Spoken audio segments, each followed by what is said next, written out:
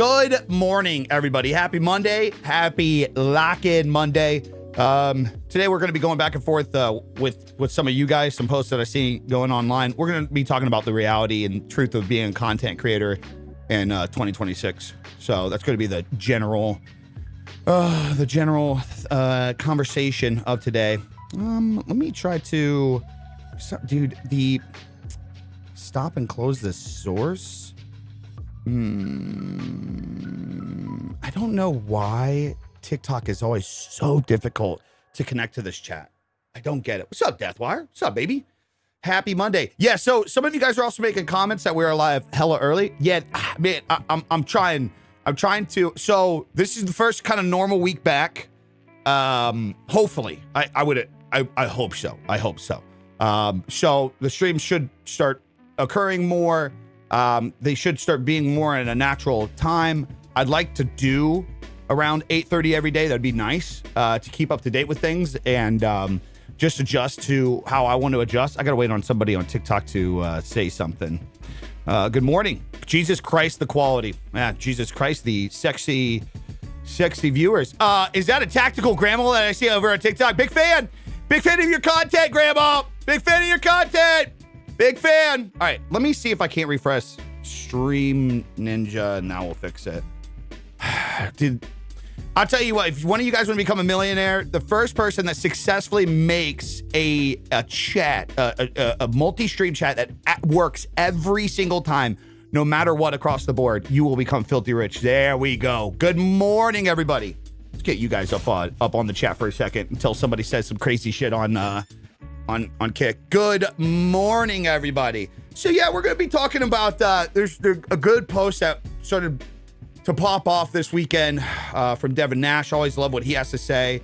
Like I said, there's a couple content creators said some things. I've been following more individuals on X that talk about the world of content creation, especially like strategists, people that help content creators, people that help brands scale on social media. Yeah, Automod, get fucked, Mugs. I'll tell you this. It's actually, Mugs, you should sit here for a second because I know we've had some conversations lately. Man, you know, I hate that in 2026, you know, everything is like clickbait. Well, not everything. Okay, it's not all bad. It's all not all doom and gloom. But I hate that everybody tries to fear everybody into something, you know, especially in this state of AI. And a lot of people get intimidated. You guys know I like to be honest, though. You know what I mean? I like to be honest. I like to be transparent. You should be, a lot of you guys should be scared if you're aspiring to be a content creator. Like the main people that should be worried right now are the people that are like so close to like making it something real for them, and they're not doing some of the changes that where everything is going, or the people that are currently full time and they're just trying to chill on how things have been for the last like 5 to 10 years. You gotta fucking change. You're gonna have to. You're going to have to. I got some fucking content creator buds in chat right now, and I love y'all, but like, you guys aren't going to make it 2 years if you don't change. It's just, like, this is just the reality. That's just it. I'm not fear mongering. Like, I don't have a product to sell you for that change other than the fucking blueprints, but that doesn't help unless you do shit for yourself. So it's not like I'm trying to like sell you on a new video that I put out or anything. It's just, I can't get by the idea of like, no, don't be scared, man. Everybody's trying to fear you. Everybody's trying to fucking, man, just do what you love, man, and show up. Yeah, you're fucked, man. If you don't have a game plan and a strategy, you are so fucked. Everything's changed. Hold on. Let me get my tweet out. I think where to start off best is that fucking video that talking about Mark. Let me get this going, guys. Let me get this going. Daddy's back on schedule. All right. Let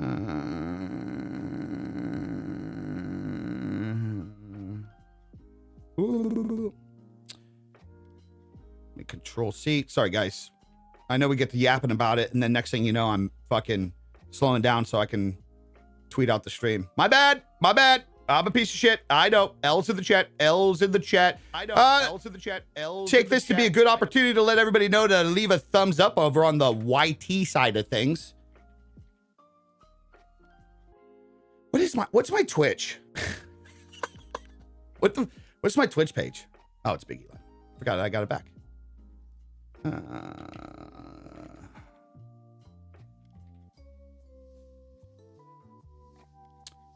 Why are we putting L's in the chat? Because I should have had this tweet ready before I even went live. Yeah. I should have had the tweet ready before.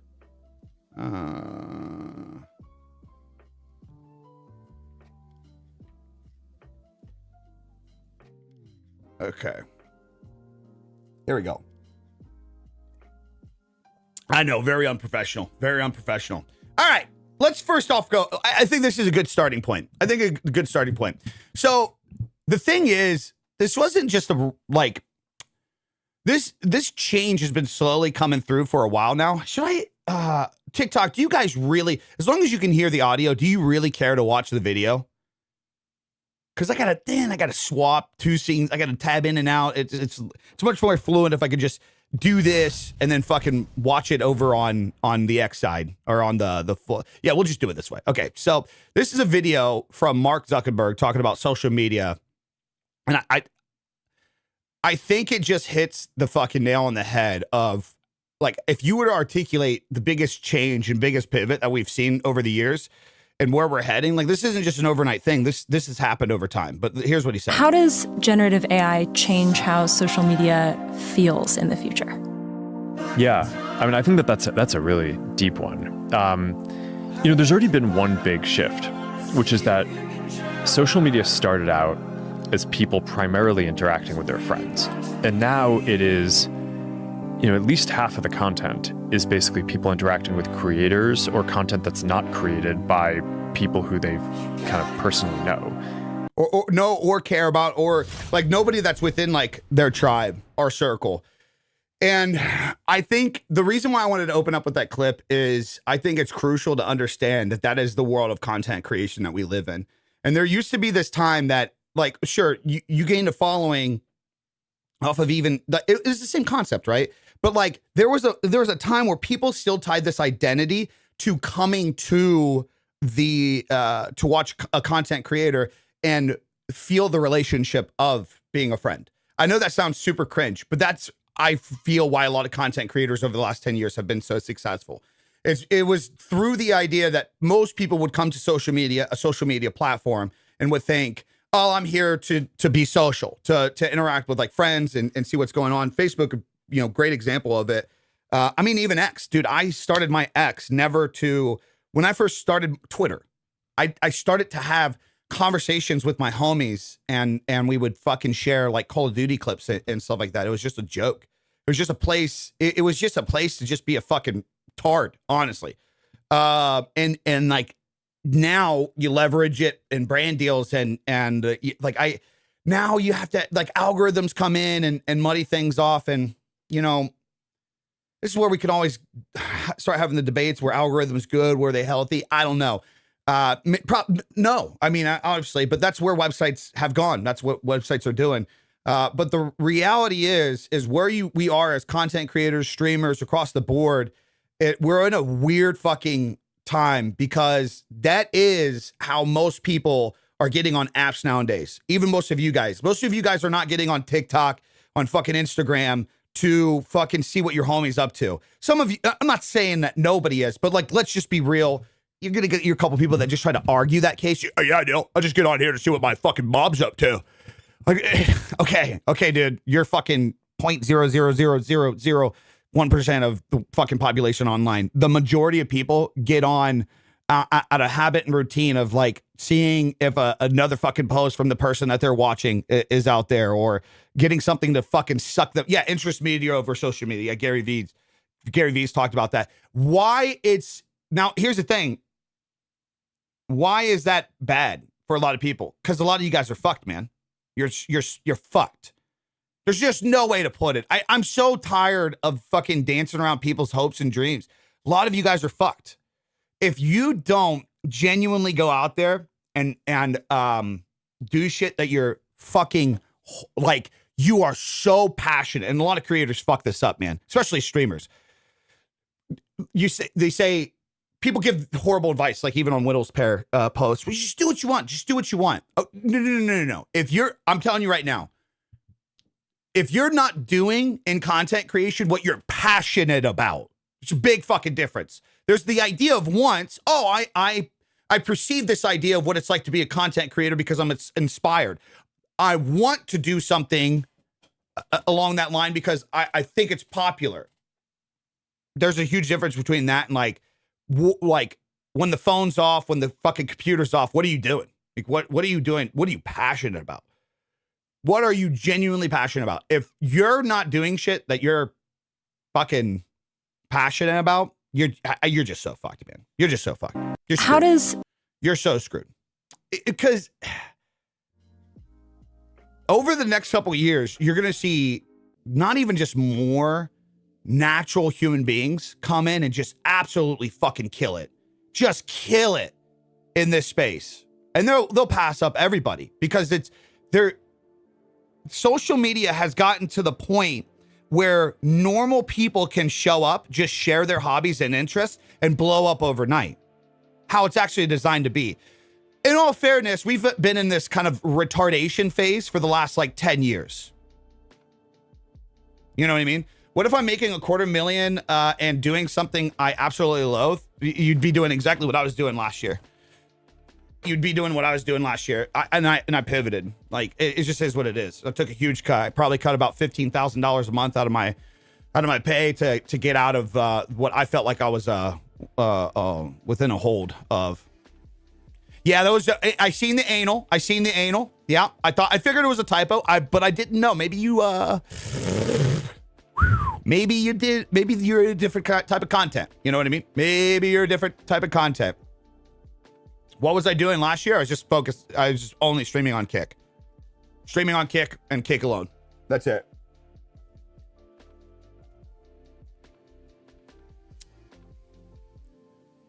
Yeah, Pedro doing some crazy shit today. But here's also the good thing too. There's not all fucking doom and gloom and everything too. The good thing is if you do have a passion, if you actually like something that's actually interesting and you're genuinely into, never been easier, guys. You know, on the flip side of me saying like a lot of you guys are fucked because you overcomplicate things. What's up, Cooter? You overcomplicate things and you fucking, you try to manipulate the idea of what will get you attention to get people to stick around. You guys are fucked for sure. But if you have a genuine passion, especially something that will entertain or make somebody's day better, you are in fucking luck because it's never been a better time. What's up, Lay? Never been a better time. Now, where it also is going to get a little bit more muddy, more of the doom and gloom, I guess you'd say, is so what is going to change here soon? What has already started to change, but what's going to change more? And if you don't believe this, you're just fucking stupid. Plain and simple. Not only do you have this world where like you're going to be competing for the attention amongst other creators, you're about to be competing for the attention amongst brands and teams. So that's another reason why a lot of people are fucked. That's the part. I think that's the part that a lot of people don't fucking get. It's already started too, by the way. This is nothing new. This is why some of you guys are referencing some people from, that wasn't always like this. No, it wasn't. I mean, over the last few years, a lot of the big dogs got teams, like in terms of streamers. But a lot of content creators actually over the last 10, 15 years, there's been a large portion that were very successful on just like themselves or a couple people. What I'm saying is you're going to now have the arena of once fucking brands like even Nike or Frey, you know, fucking Kinetic, once these brands start to realize, oh, I don't have to fucking pay some content creator to just advertise my shit. We are in a free world now to where like our own content can get pushed. Like look at Liquid Death. I mean, they're just a prime example. Just wait till they get into the live stream space. Dude, just wait till. Just wait till that happens. You have a whole entire production team with fucking media and budgets and knowing how to utilize the algorithm. Dude, it's the feeds are going to be fucking crazy in the next couple of years. I'm curious if they're going to put some kind of restriction on it, because there's just going to be a point where you're going to scroll and like everybody's going to be live. Everybody. I think we're starting to see it more on TikTok, aren't we? Like, I think the last couple of times I got on there, like Dude Wipes would be live. What's the fitness brand with the deer? Help me out. I know one of you guys got this.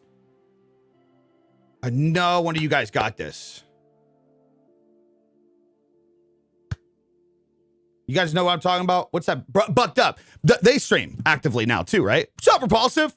They stream actively now too, right? Fabletics streams too. What other brands have you guys seen that's already started to stream on TikTok? Like brands. I see Dude Wipes live all the time. Oh, there was a controller company that's been doing it. Who else? I don't know. There's a handful. And then now you got all these fucking guru guys who are going to start doing it. It's just more competition for attention. It's just what it's going to result in. So, you know, before we dive into some of the things that we were talking about today, I don't know. I don't know what my end objective is from today. I don't know what it is. I really don't. There's some things I'm going to talk about. I'm going to be kind of an asshole, I guess, about, but I guess it's perspective. Let's go into Devin Nash's post first. So another little reality thing. Again, TikTok, I'm just going to keep you guys full screen. If you guys want to actually see what we're watching and going over, you can feel free to come to other things. So Devin Nash put together this really good post. It says this: becoming a social media influencer is the most desired career in the United States, and yet no one seems to want to put in the actual work to become one. And it's true. This is kind of going back to what we were just talking about. A vast majority of content creators don't understand the idea that the reason why some content creators do well is because they genuinely do something that they're into, not just attempt to create content around things that are popular. And that's where like I'd say 95% of you guys go wrong. And like even some of you guys, you'll say, no, I do what I want to do. I choose to play Apex over Call of Duty. But then like, if I gave you a month window and I was just like, I'll tell you what, I'll pay your bills for a month. What are you doing every day? Like, you're not stressing about streaming. You're not stressing about anything. You can literally do whatever you want. They like a lot of people wouldn't even play games at all.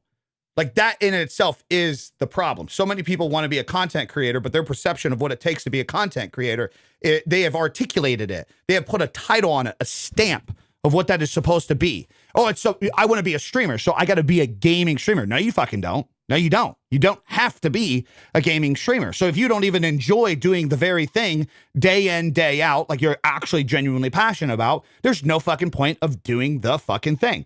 So again, becoming a social media influencer, most desired career in the United States, and yet no one seems to want to put in actual work.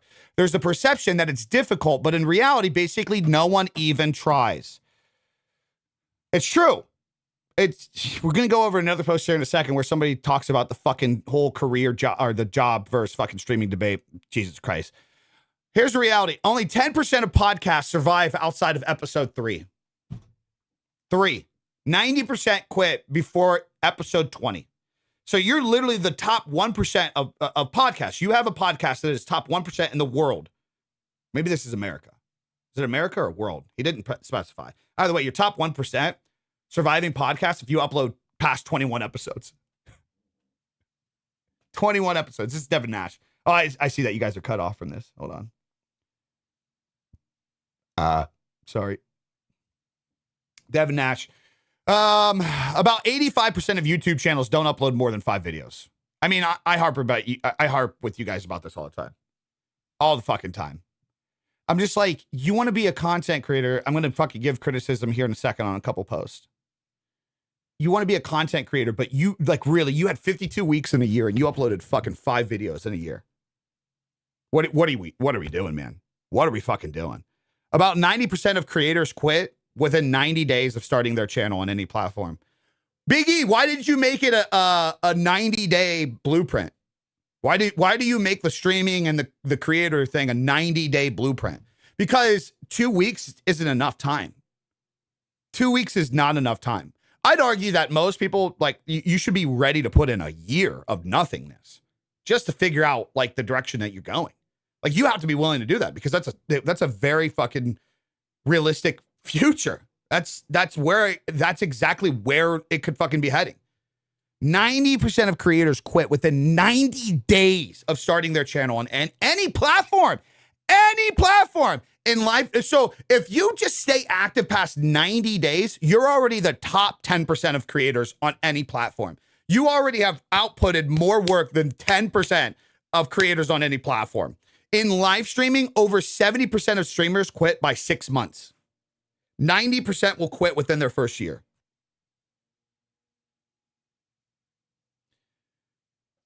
Streaming has always been a part of a career. The stupid fucking thing is people look at the idea of streaming versus content creating. It's all the same thing. Streaming is a live form of content. In live streaming, over 70% of streamers quit by 6 months. Say it again. 90% will quit in the first year. I see this all the fucking time. Oh, dude, I tried. I went really, really hard. And then, like, I just got this, that. 10% of X users are responsible for 92% of all tweets. That's insane. That's insane. It hasn't Ninja changed it after approved everyone? What the fuck are you talking about? What are you talking about? Are you talking about Ninja, the guy that also has like 20 million subscribers on YouTube? That also went viral in content? That the only reason that he even played with Drake in the first place is because in 2017 or 2018, when that interaction happened, was because he was farming views on Instagram? Are you talking about that Ninja? Are you talking about the guy that blew up from the content? That Ninja? You're saying that he's not a content creator? Again, the perception from a lot of the people that we're talking about on this list is you separate the idea that streamers versus content creators. If you don't understand that fucking Ninja has been a content creator for 15 fucking years, holy fucking shit, you should not be dropping opinions in here. What are you talking about? Quick question. Is the rumor true that after you upload a video to YouTube, you need to let it cook for 24 hours on private before setting it to go live? No. Whoever told you that's fucking stupid, dude. What? Who told you that? No, that's not true. I put mine up in like 10 minutes. As long as it's processed, it's up. Which 10% of X users. If you upload 20 pieces of content consistently on any platform, you are already past 99% of people who have ever tried. Matt, just stupid fucking comments, man. Stupid comments. I got to be stern with some of the shit because there's people in here that genuinely need guidance and need advice and need to focus on the right shit. And then you have some fucking idiot that tries to use a fucking 10-year-old fucking way out there metric to prove his point, but then he proves himself fucking wrong. Holy shit, dude. Jesus fucking Christ. Sorry, guys. If you upload 20... say this again, though. Listen to what I just said. If you upload 20 pieces of content consistently on any platform, you are past 99% of people who have ever tried. A 26-week study by Buffer of 100,000 creators showed that if you post in 20 or more weeks in the 26-week window, you see 450% more growth than if you post in a 4-week window or fewer, regardless of your content quality. Did you hear that? If you post more consistently, but less over time, if you post less consistent, or if you post consistently, but less than a small duration and more over time, you'll see a 450% more growth overall compared to just a 4-week window of going hard, and then you fucking give up because it's not working. If you take 100 people and said interested in content creation who you think are competing with you, you are really competing with only a single person out of those 100 who might stay consistent. So while everybody in here is like, I got to figure out how to like be past everybody else, you're not competing. You're with everybody. You're actually only competing with like one other person. Because if you take an average group of 100 people, most of you guys aren't even putting in the work to be competition. And the ironic part about that, if you were to take that random group of people, the other person that you would be worrying about, they're not even in your niche. That person is probably not even in your niche. And you think they're competition. The great post here. Your success in content creation depends on your ability to push past fear and post consistently. And it's fucking true. And it's true. How many followers should someone have across all? It doesn't matter. Who gives a shit? How many people do you actually have invested into you past a year? That's the more important thing. What would you rather have? Serious question. Would you rather have 100,000 followers across all your platforms in 1 year? Or would you rather have 10,000 followers and 100 people that genuinely fuck with you? Like genuinely fuck with you. They'd buy a product from you. They'd buy merch from you. They'd subscribe to any fucking platform. They're your ride or dies. Every day they're consuming you. Yeah, you'd much rather. Followers don't matter. Anybody in 2026 who tells you followers and subscribers matter, that's a clear indicator not to listen to them. It's like trying to take fitness advice from somebody that is telling you, do the Atkins diet. Like, come on. You're obviously not going to listen to them, hopefully. What's up, Butter? What's up, baby? This is, of course, the post that Train responded with.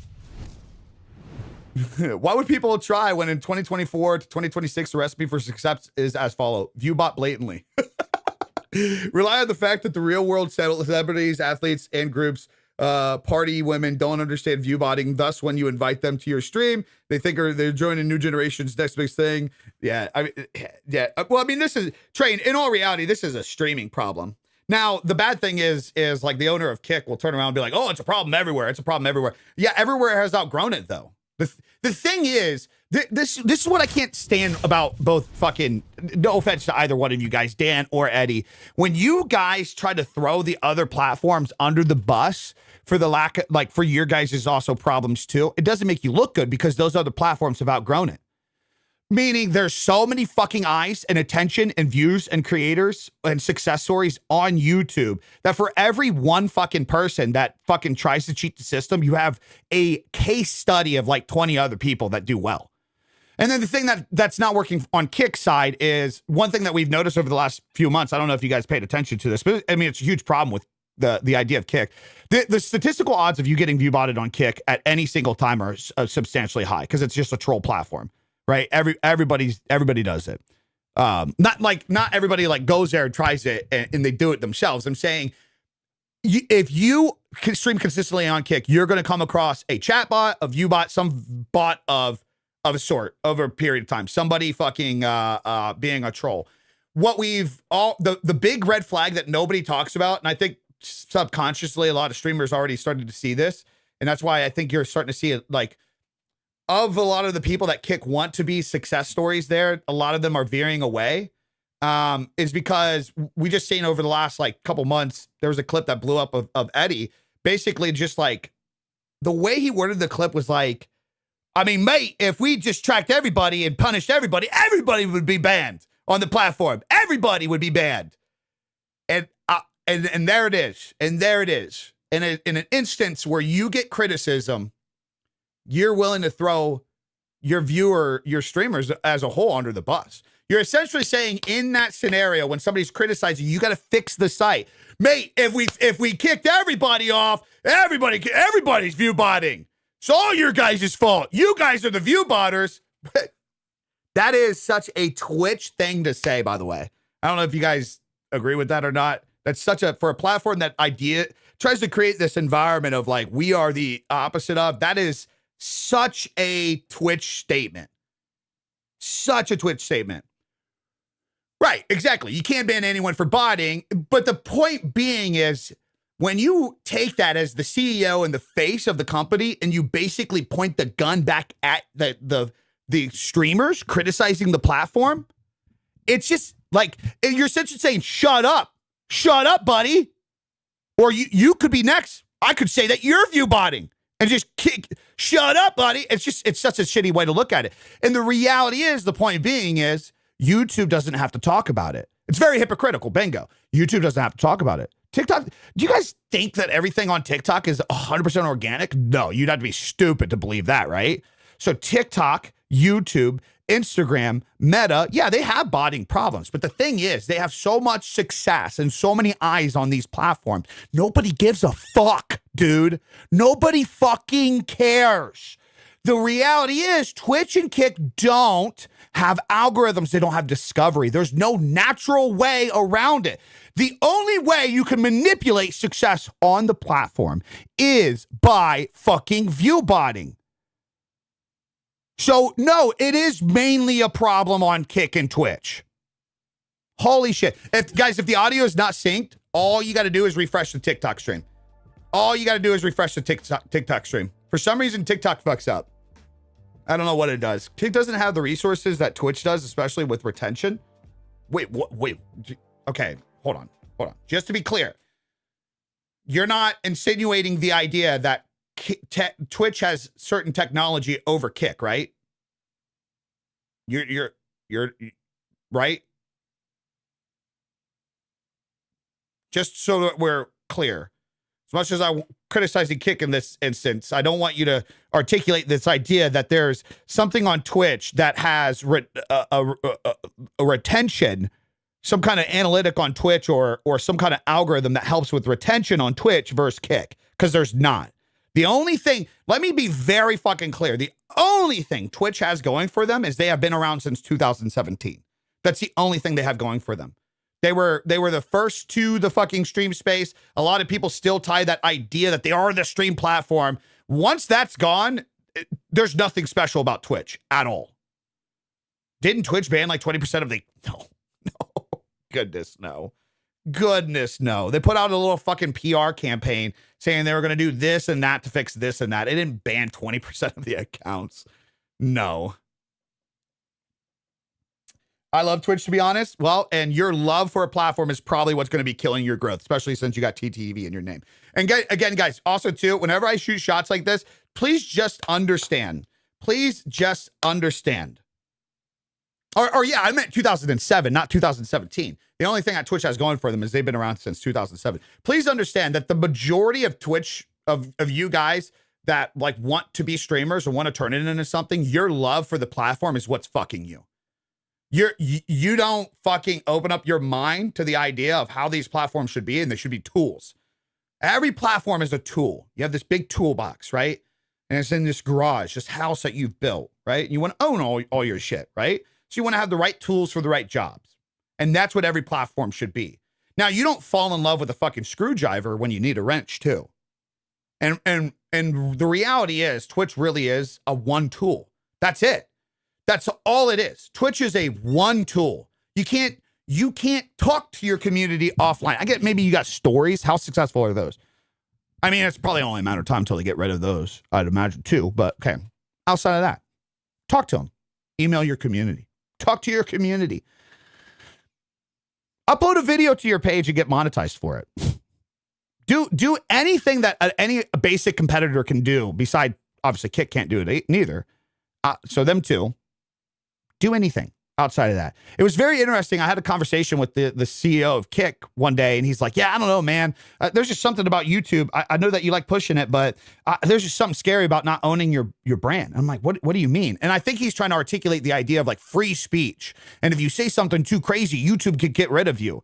Bro, I own my community on YouTube way more than I've ever owned my community on Kick. Way more. If I'm not live on Kick, my page is dead. There's nothing to do. I gotta funnel them off sites and then funnel them back over the sites. I don't own my fucking channel. Yeah, and bingo. Any platform can get rid of you. Any platform. Now, I don't think Kick's gonna die out. I don't think it is. Eddie's playing the long game.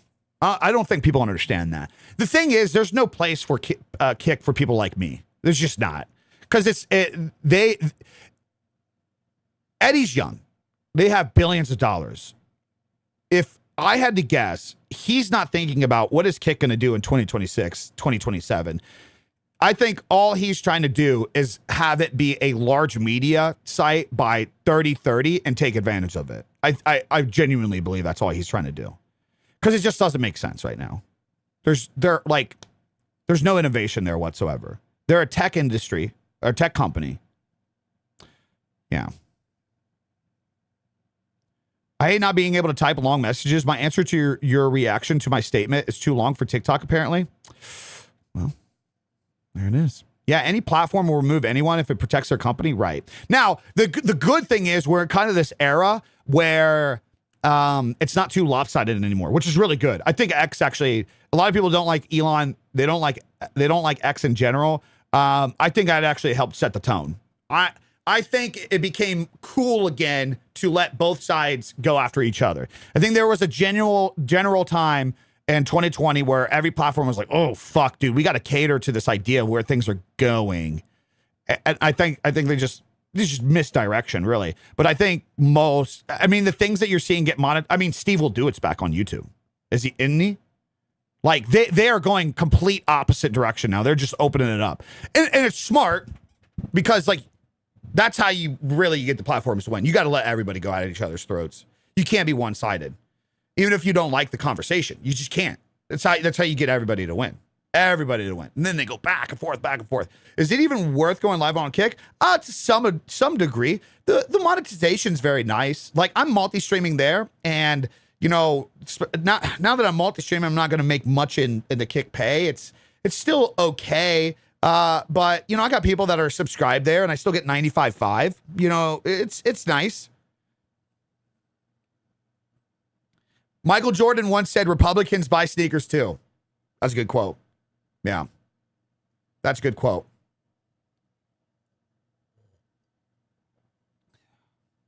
E has already proven it's false. He was trying to push people off the platform. Wait, what? What are you talking about? Wait, what are you talking about?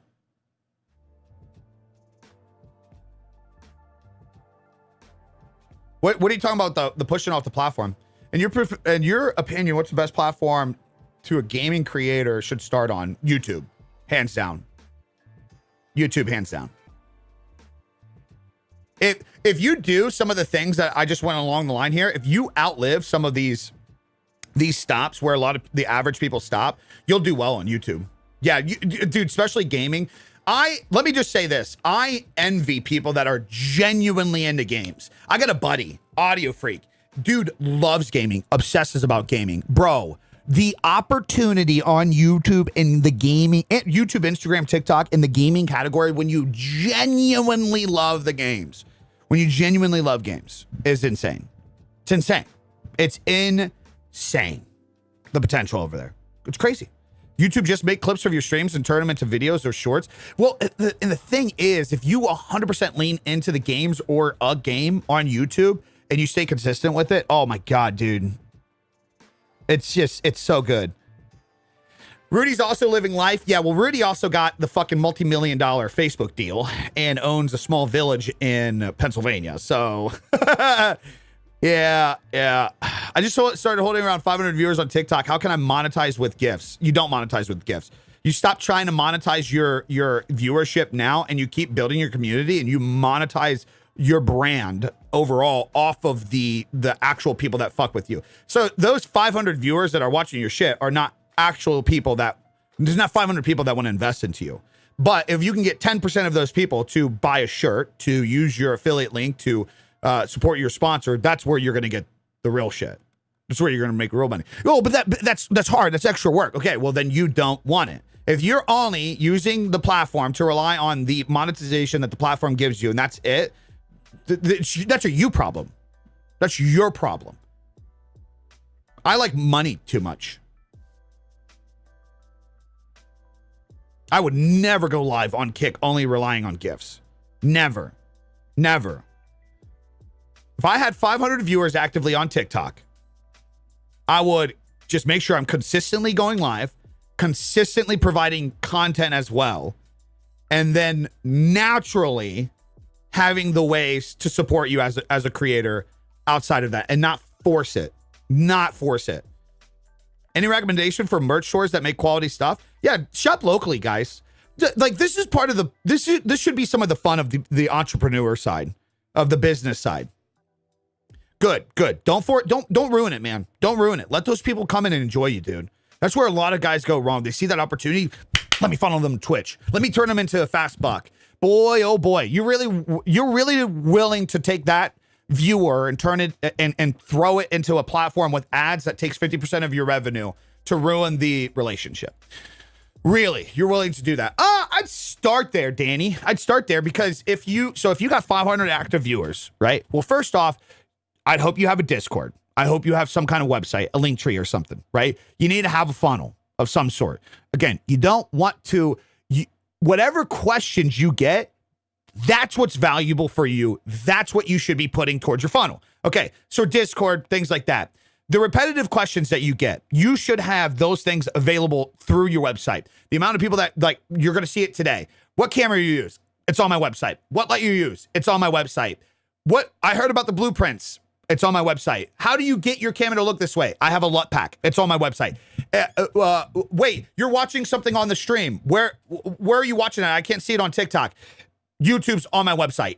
Just everything's through my website, and you make it natural, right? So you have 500 viewers.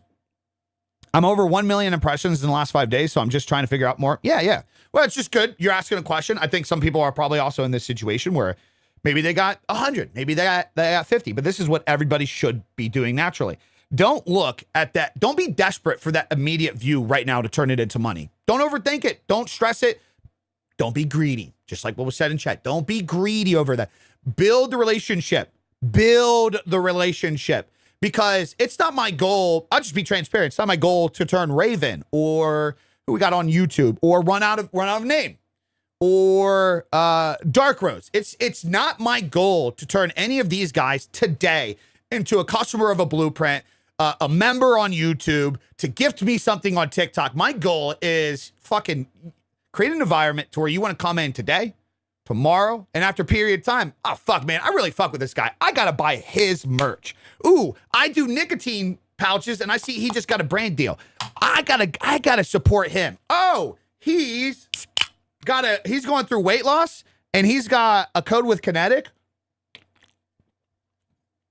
I should go buy some Kinetic on Kinetic. I think it's .com. Shit. Fuck. I should go to Kinetic's website and use code Big E and try a ketone drink. I should do natural things. Just natural. See how that is? See how natural that is? Nurture it and let it grow. Yeah. Create a fucking relationship with the viewers. A lot of people just don't want to do that. This is why we went down this list. This is why so many motherfuckers quit after a period of time. Because they only think monetization in one fucking way. Which brings me to this point. Guys, please be respectful. Don't be an ass just because... Oh, well, I guess it's not that post. Okay, so here's something I want to criticize TikTok. You guys aren't going to be able to see this. So this is what a Daisy Michelle had tweeted out. I don't care what anyone thinks, but streaming is 10,000% more mentally draining than a regular job. Not physically harder, but if you take any long break, you lose all momentum you've built, unless you're a huge known streamer.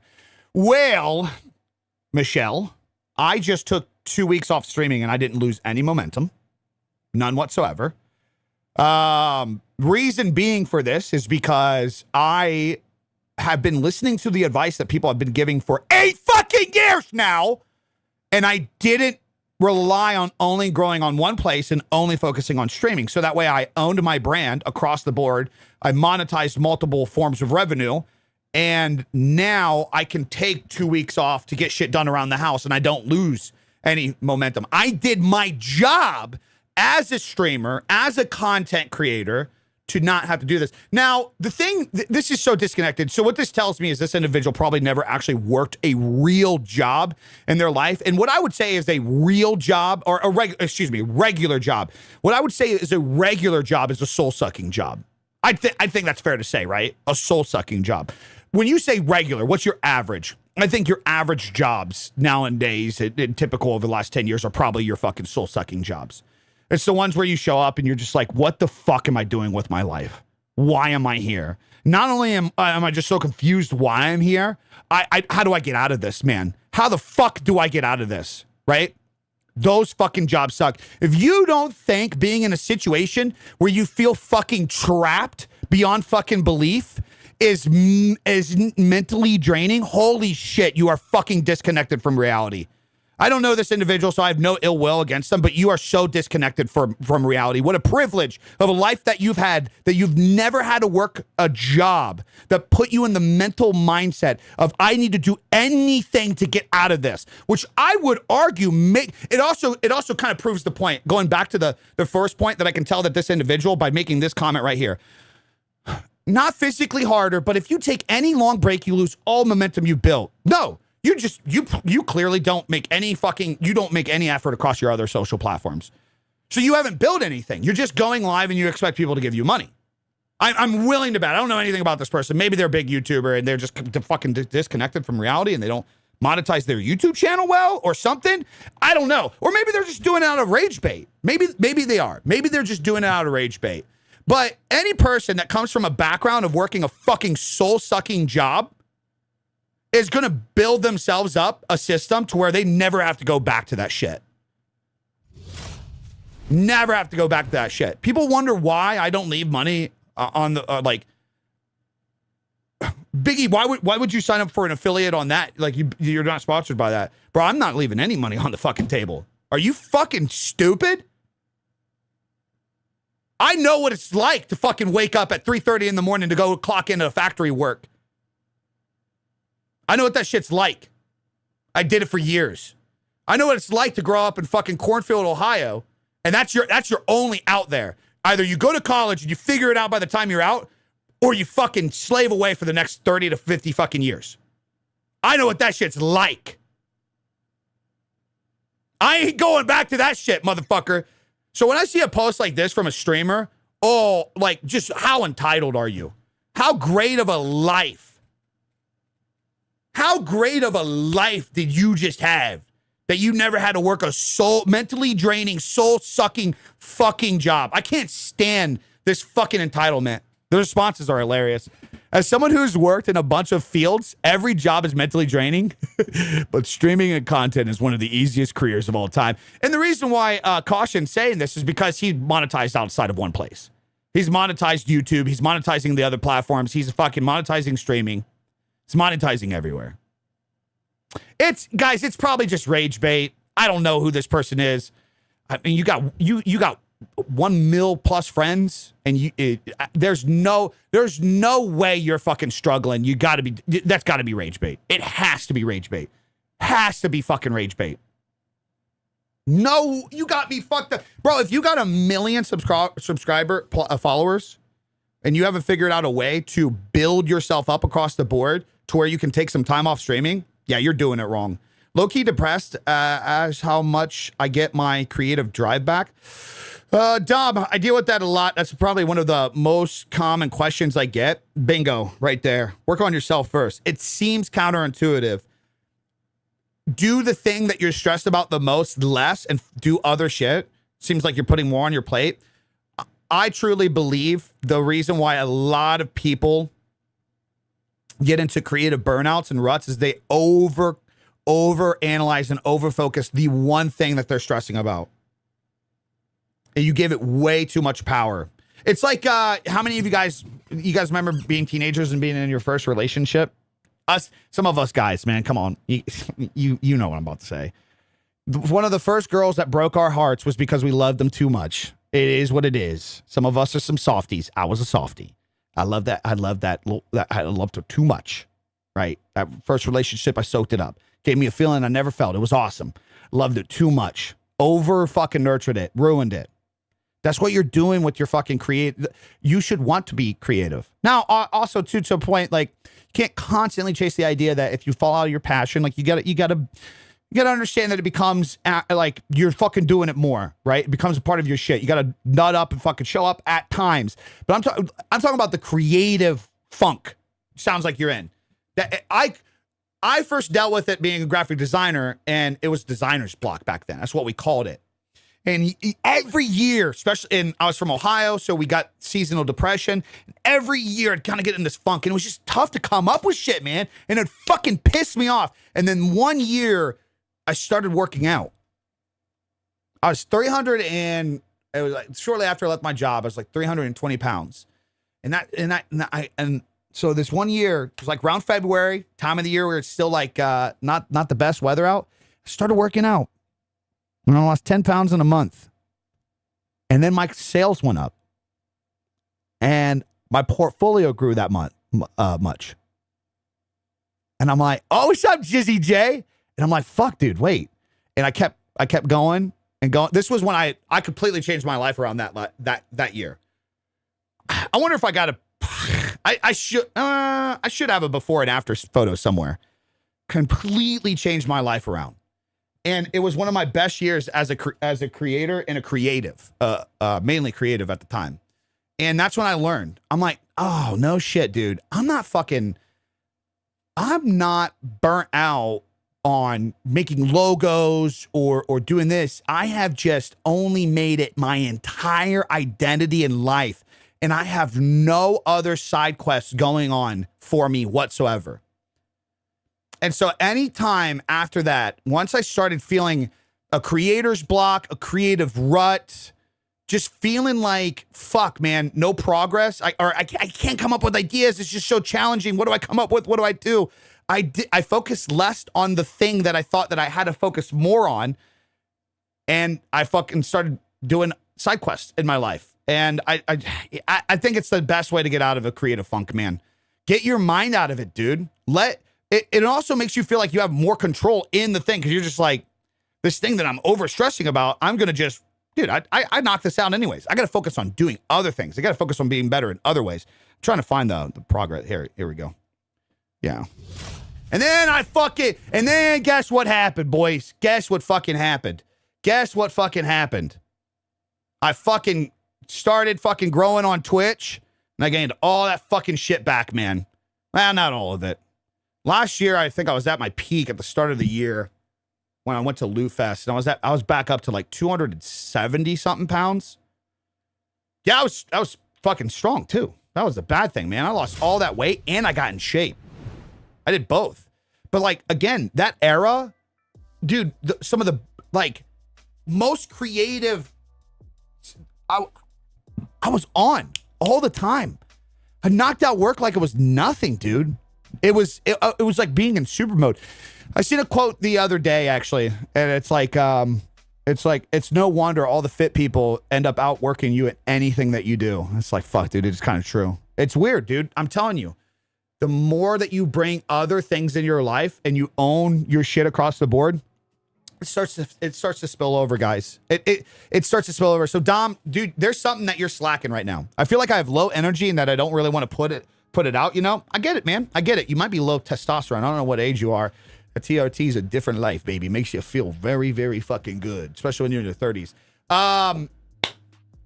Dom, I guarantee almost 22. Okay, maybe stay off the TRT. There's something else in your life that you're not happy with too. Something else besides your main goal. There's something else. It's bothering you down. It could be you need to get your taxes done. It could be that the environment around you is dirty and you're tired of living that. Okay, so you hate your job, okay? Right? So you're putting all your fucking focus into that and it's depressing. What else are you not doing good in your life right now? It's not just the job. Because when I was at my job, when I felt like the lowest of low, what I realized was I had no out. I wasn't going after anything for me. And then that's when I started chasing graphic design. And then that's when I started the YouTube channel. And the first goal I had in like 2011, 2012 was like, I'm going to upload a YouTube video every fucking day. I didn't know why. I didn't know what for. But I was like, I got to do it every single fucking day. Every single fucking day to get better at things. It's literally it's my only fucking option. I have to do this every day because it's something outside of a fucking job. It was a dead end job. No fucking growth. It's not like I would have grown to management and fucking done numbers. Nothing, man. Nothing. There was no out. I was the only out. Yeah, I guess I made content and streaming my entire thing. I got to work out and hang around loved ones more. There you go. I mean, it's not that you can't do fucking content. It's like, but like all my content back then was about the thing I was passionate about learning to get me out of the job. You see how fucking freeing that is? I'm not even just teaching myself something. I'm fucking amped up about this thing because you couldn't. There's also a little bit of delusion that you guys have to have, and maybe I have too much of that. You couldn't tell me any other way, man. You couldn't tell me any other way. I was going to leave that fucking job someday. I didn't know how. I didn't know when, but I was going to leave that fucking job. I'd worked there a few more years, but guess what happened? I left the fucking job. I left it in 2015, January 2020. January 2015, never looked back. Never looked back. I've not had one fucking year where I'm like, ooh, maybe nothing.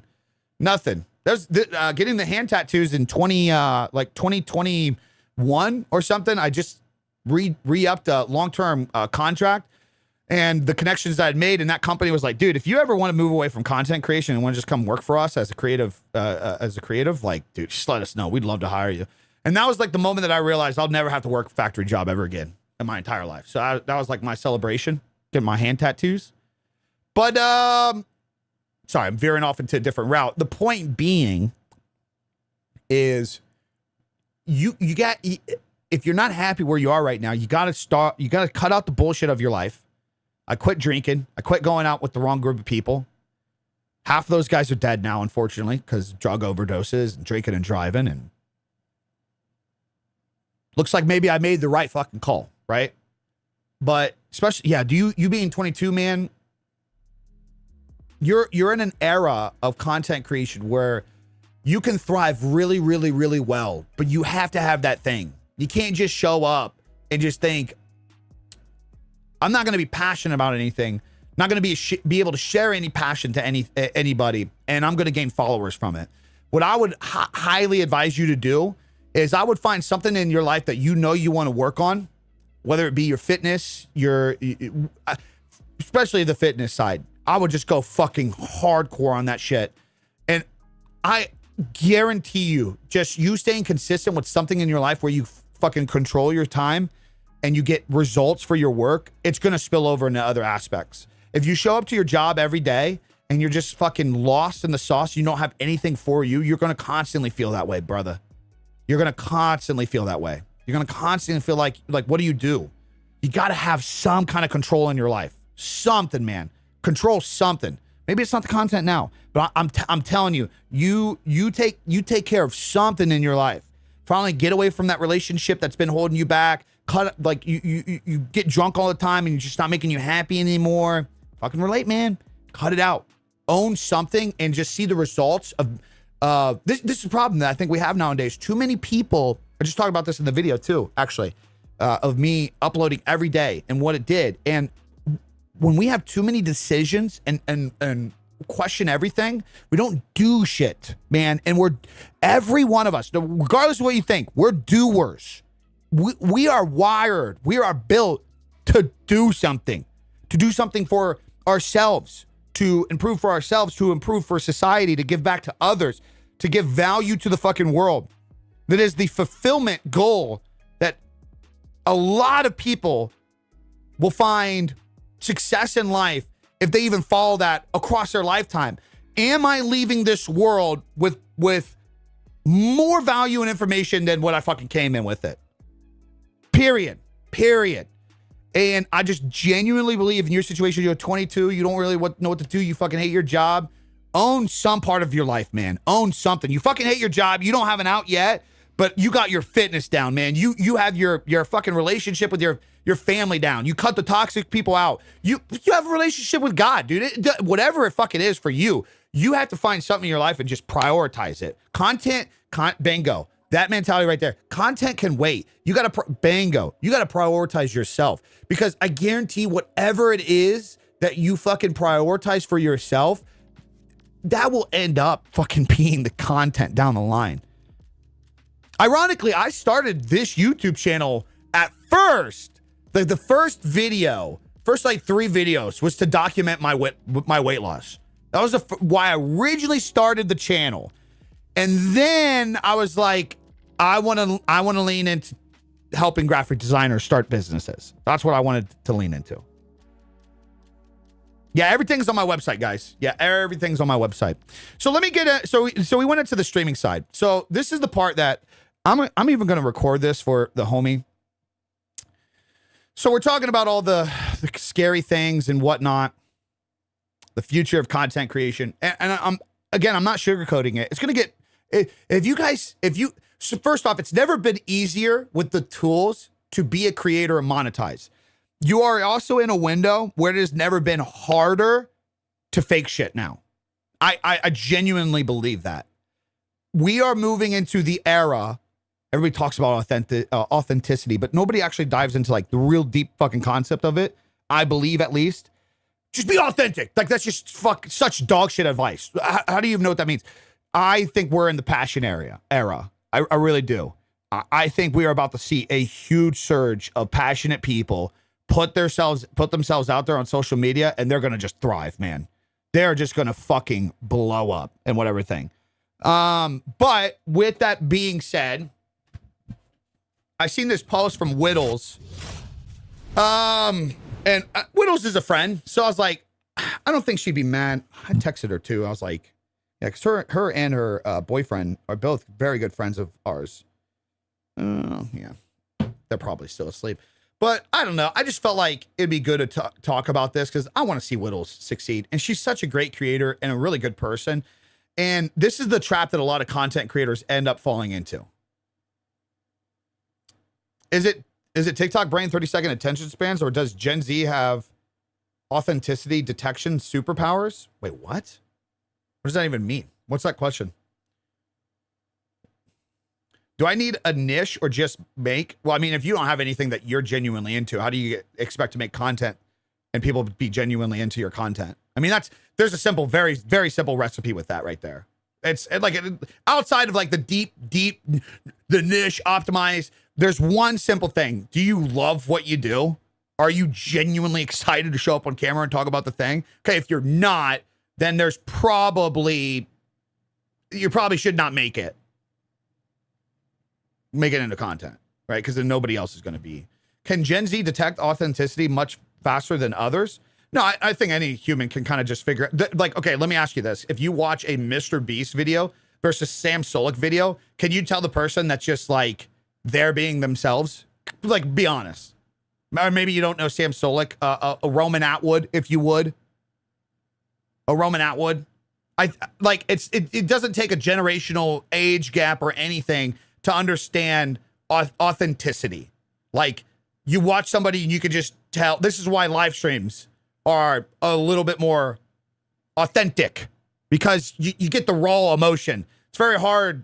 Some people do it, but a lot of you guys can read on that. Like, a lot of you guys aren't that stupid, even depending on the age. I think, Kendra, you watch people that you can clearly see like, oh, this is like put together. It's very well put together. Not really my cup of tea, but like, man, this guy just gets on and just rips it. Fuck, man. I love this shit. Now, I don't think it matters what generation. I think human nature is human nature. Period. I don't think it has anything to do with, well, boomers are just stupid. Yeah, boomers may fall for more scams. I don't think millennials can fucking detect it better just because they're millennials and they grew up like, yeah, emotional intelligence. Maybe the younger generation can't pick up on it more, but I don't know. I feel like they've been watching the shit so much they can tell hey, guy, you, what's up? Like, I think they can pick up on. I think any fucking person can, really. I don't think it has anything to do with the fucking age. Anyways, so this is what Whittles put together. She said, I'm not going to lie. I almost walked away from streaming. It's been hard figuring out how to pivot with everything consistently changing. First off, it's good to point out that, like, where everything currently is between the relationship with live streaming and content creation, it's not like it's drastically changed in 3 years. It's not. Like, Whittles, I love and respect you so much. The thing is, you haven't taken the recipe that I know you should be doing, and you've never implemented that. You are still sticking to what streamers do typically. But she goes to say, especially when you know how close you once were. Not the very top, but close enough to realize I'm a great entertainer. And she is. Then slowly watching it drift. But I'm not ready to let it go. Good. My community and my friends around me all gave me some nice words and advice. Time to reset, adapt, and give it my all again. It's very true. The best advice I'm going to fucking give Whittles, I hope she watches this. Listen, I read half the comments and shit. Anybody that gives you generic, yeah, just fucking be happy, do what you want. Shut those fucking people out instantly. I'm sorry. This fucking streaming space with the mushy gushy, no, just fucking be, no. Okay, if you want this to actually fucking pay off, Whittle, you gotta put in the work. I go to your Kick page, that's advertised in your Twitch bio, or your X bio. That's the only thing advertised is your Kick. So I go there, I can't find half your fucking socials in there. Not even half of them. I think it was like Instagram and TikTok. Okay, so I go there and I go to your. So she also responded in this post that COD is boring unless she's playing with somebody. Other games like Ark, Strider, or Nuts, she really has fun with indie horror games, but even then she hasn't grown that audience. But then I go to her Instagram page and all her Instagram is lifestyle posts and Call of Duty. Whittles.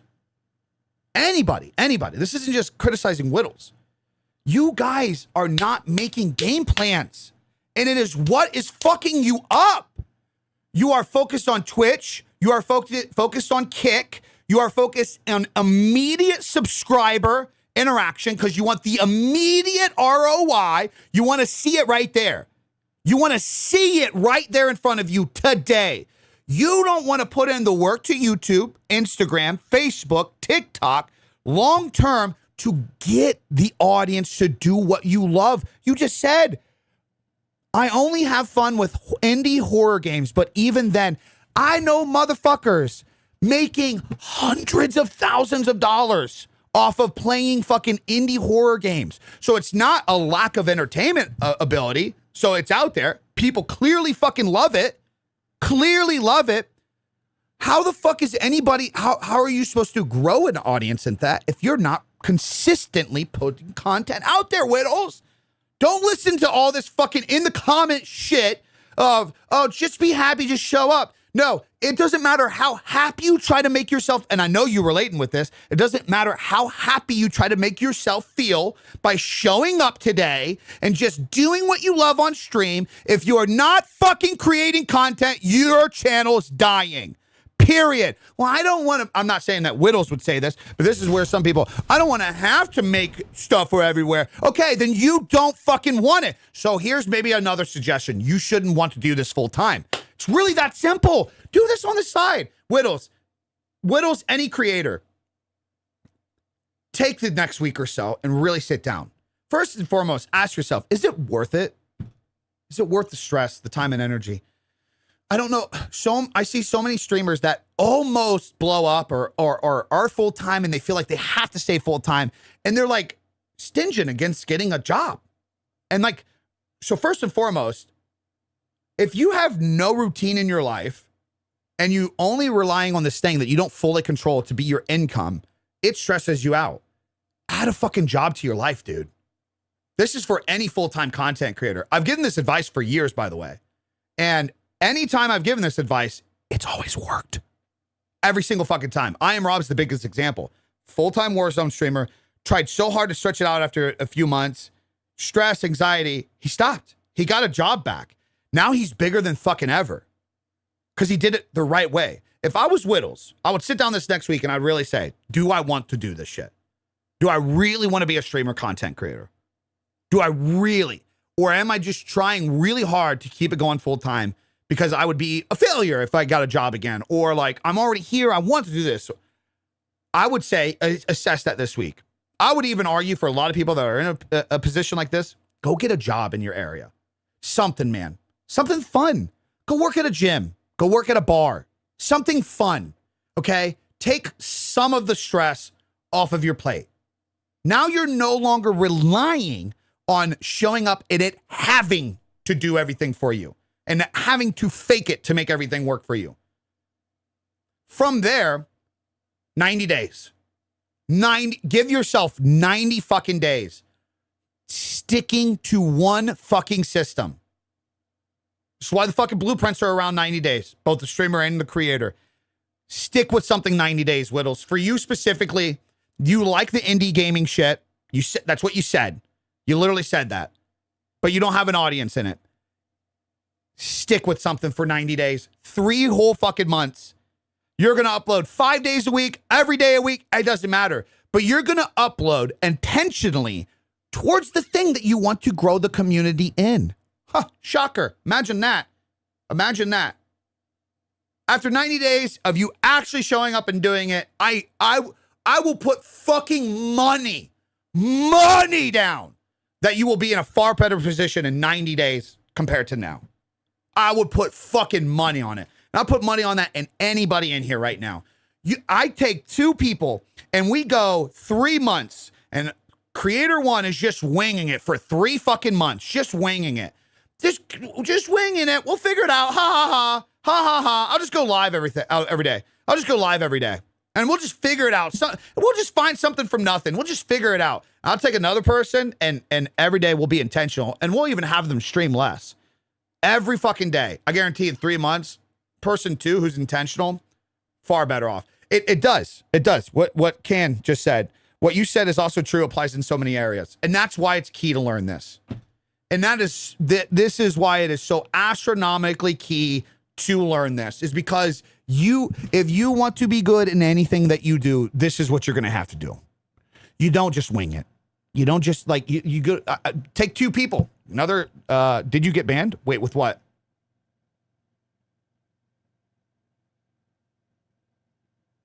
Oh, did somebody get, oh my God.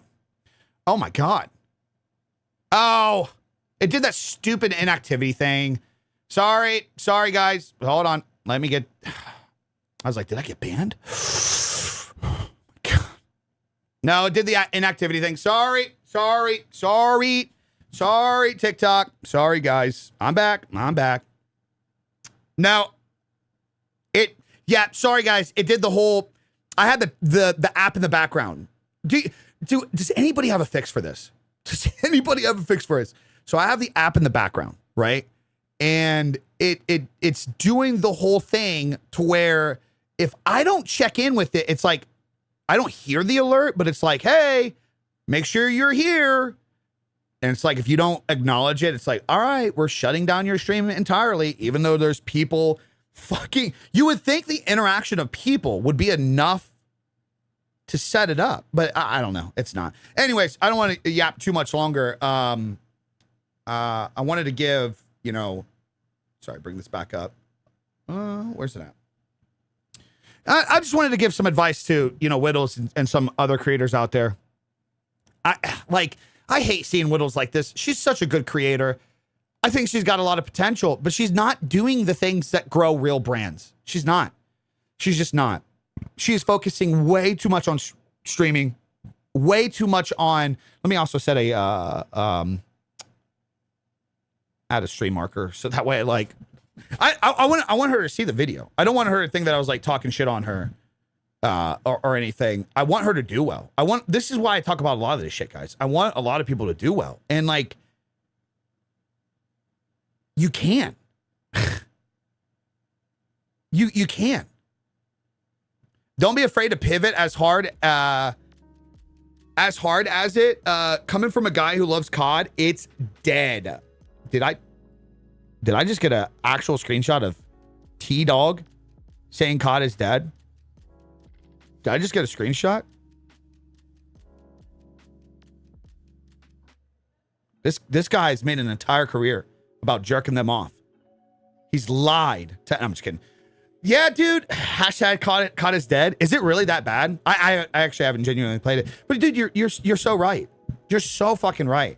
Well, and that's another problem is like, going back to that post of the individual, the Michelle person saying that streaming is 1,000% more mentally struggling than a regular job. Oh my God, you're so disconnected. This is another thing. You have the ability to transfer and to pivot when you own your brand.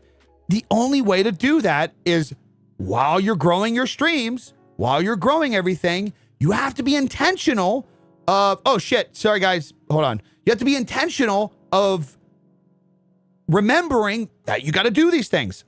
Stop connecting. Hold on. I didn't even realize that TikTok is talking. And yeah, so TikTok's back. Sorry, boys. Sorry. T-Dog says that, but he ain't about it.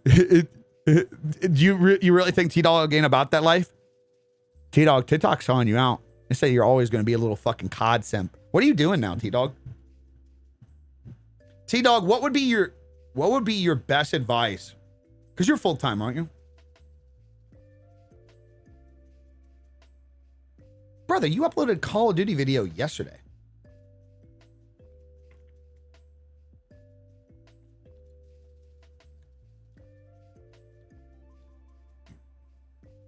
T-Dog Plays says otherwise. Oh, you got another channel going.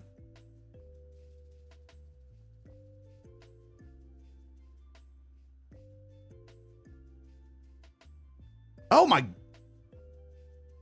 Wait. What's up, John? Are you finding success in doing this, T-Dog?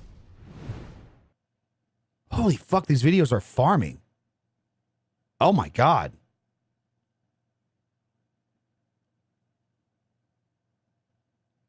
Are you finding success?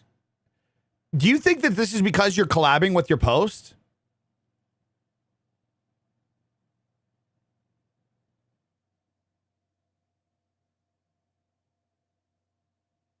Dude, for a 30K channel, these are fucking farming.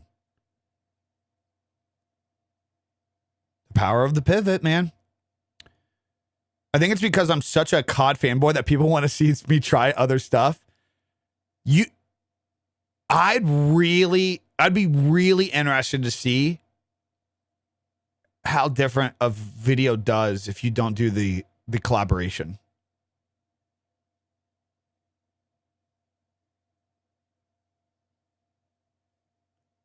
How do I get out of 200 viewer jail? Understand what 200 viewer jail is. 200 viewer jail is not 200 people wanting to watch you and then the platform restricting you. 200 viewer jail is the platform is giving you a chance and people aren't watching your videos. That's what 200 viewer jail is. That's not opinion, by the way. That's literally what it is. That's what that is. 200, 300, whatever the viewer jail that you're in, that's the introduction. That is the platform taking your video and giving it test views. And everybody articulates this idea of like, man, this video started to do really well, and then the platform stopped me. No, they tested you to 200 people, and if you actually dive in your analytics, nobody actually watched your video, so the platform stopped testing it. That's what actually happened.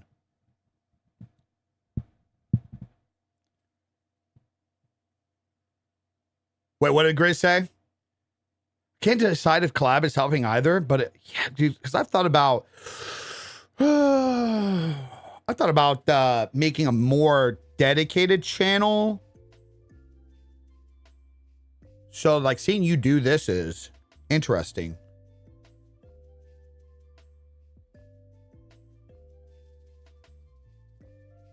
So Marcy. So Marcy says, I sometimes reach 250, but then others 10K, 20K, but the next day again, 500. So you should be looking at the 10K, 20K, and you should be breaking them down into what's working. And you should be repeating that time and time and time and time and time again. You should be doing that every fucking time.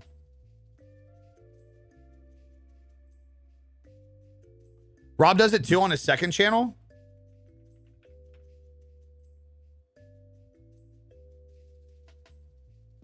Well, I've thought about doing not a plays. Oh, wow, he does. What the fuck?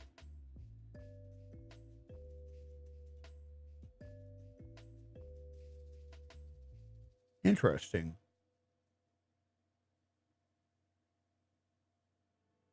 Sorry, I'm looking at this, guys. So for those that, oh yeah, TikTok can't even see this. So for those that don't understand, on YouTube now, they launched collaborative uploading.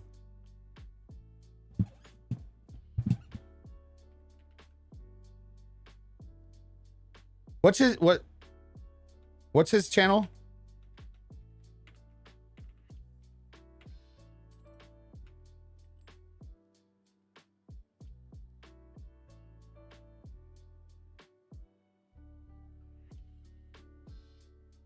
Wait, so is he, wait, what?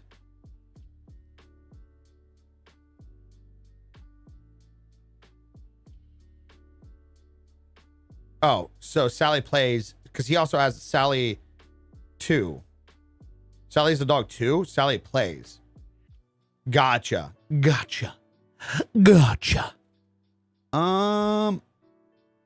Well, he's collaborating with all of them.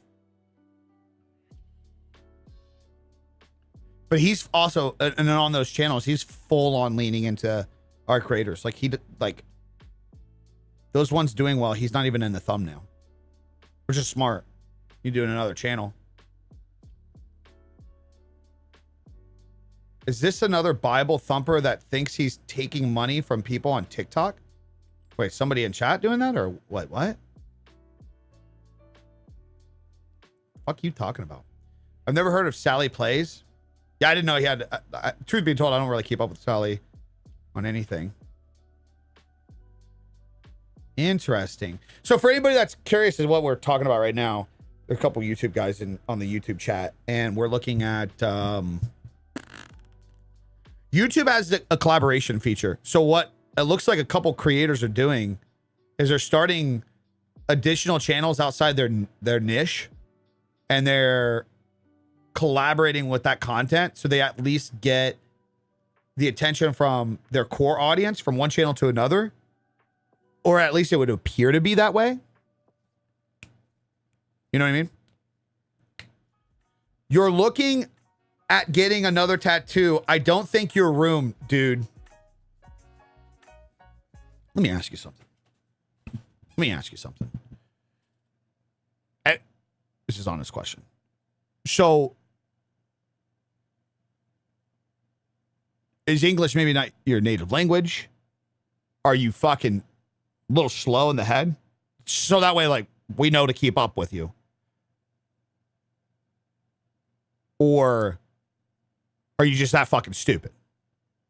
I'm so confused. So confused right now. Just so that way we're on the same page. That way we're on the same page. Because you just went two different areas really quick. We're just trying to figure out how we navigate you here. Get the attention from the main channel without the actual main channel besides Sally, who's doing it. I just got here. T-Dog, does Grizz pay attention to fucking anything? Does Grizz pay attention to anything? T-Dog? Grizz. We're literally talking about this because T-Dog's doing this. And then T-Dog said that Rob is doing this. And then he said Sally's doing it. Yes. Yes, Grizz. I stream a lot, 30 plus hours a week, and I don't have time for video editing. Any suggestions on how to find a legit editor? Trying to map that out in my head. How many days a week do you stream? I mean, if you want to outsource it, it's fine. But like, don't. The problem is that a lot of people do. They just start outsourcing. I mean, maybe you make a lot of money from it. Why are you so mean to Grizz? Because he's my homie and I can be mean to him. Does it bother you? 5 days a week, so about 6 hours a stream. Why do you stream 6 hours a day? Do you have to stream that long? Yeah, I wouldn't use Fiverr. What do you expect out of it? I guess that's the biggest thing. Contract? Where do you stream that you have a contract? How often do you recommend streaming 3 days a week, rest of the week for content? It's whatever's in your schedule.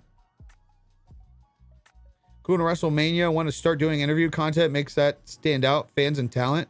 I don't know shit about wrestling.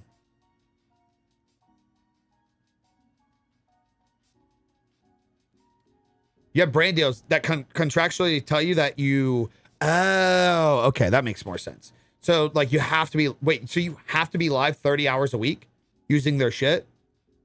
And then so you're just trying to repurpose that part of that budgeting and make content. Is that what you're trying to do?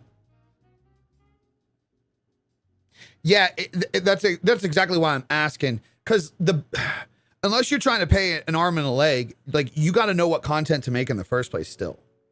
Like, and you got to outsource it to the editor. The chopping up and that part.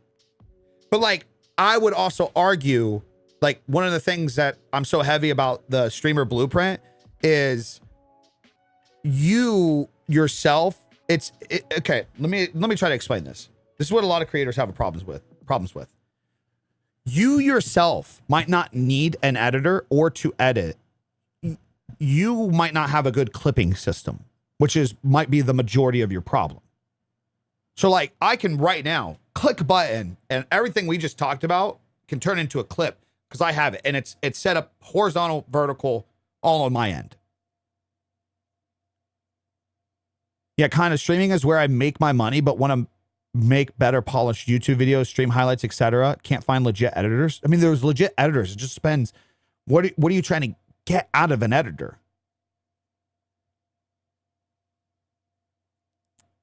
Like what you just want to expand to long form? Yeah, you can do it on anyone, I believe. I'm pretty sure. The fuck is what the hell? This guy just sent a whole bunch of fucking diamonds. Oh my God. Are you dad? So you just want to move to the long form. That's what you're saying? So you're already doing shorts. You're already clipping shorts and you just want to make better long form videos.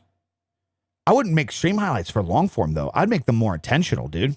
Especially if you do sim racing.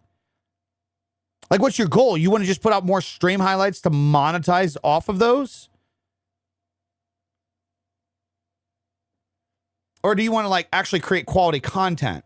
Like, what separates the long form? Or are you just trying to, like, Alex Ramosi, just maximize everything? Are you going to want the long form to, like, eventually be good?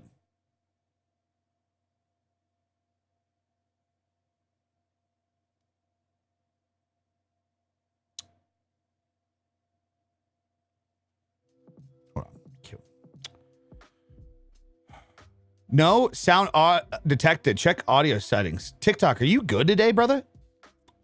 Are you good today? Get rid of that account. Long form to be good, more engaging instead of just ripping stuff from the live stream. So you want to just move away from being a highlight channel. How often do you upload long form though?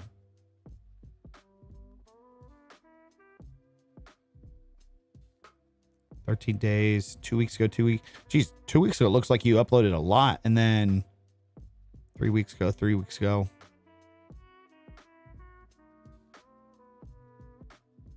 Not often. Well, if you already don't do it often, do you have an editing background at all? I just don't. Yeah, I see that. But I just don't. So are you trying to do it to want it to do well? What's up, Bruce? Bruce.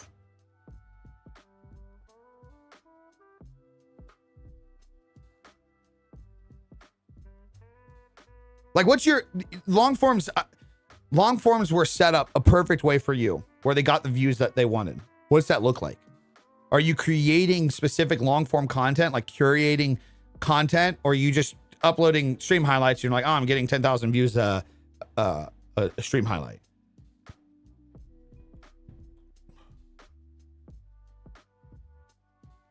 Because like that's kind of what you got to figure out. Because the thing is, I don't know, stream highlights would be good if they do well for sure. So you just want long form videos to do better because the other stuff's doing good. Sounds like your streams are doing good, and you said your short form's doing good. So you just want the long form to match with that. Well, I mean, first and foremost, it's not that your long form doesn't do good, especially with how much you upload. So it's not that it doesn't do good. You're still getting like 1,000 something views a video.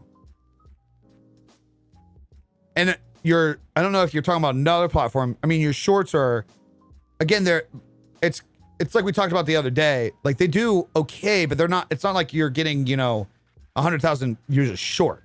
So you're not like stuck on anything. But it's just like, what do you want out of all of it? That's the biggest thing. Like, don't just go okay. This is what I talk about with like investing in this shit. Don't go just fucking Hey, I got money. I need somebody to edit. Like, what does that look like? Do you want to spend more money and have somebody? Because you might not need an editor. You might be at the point, if you got enough brand deals and you're making enough income, where you need a coordinator. Like, you need somebody, you need to pay somebody that would oversee the growth of the channel.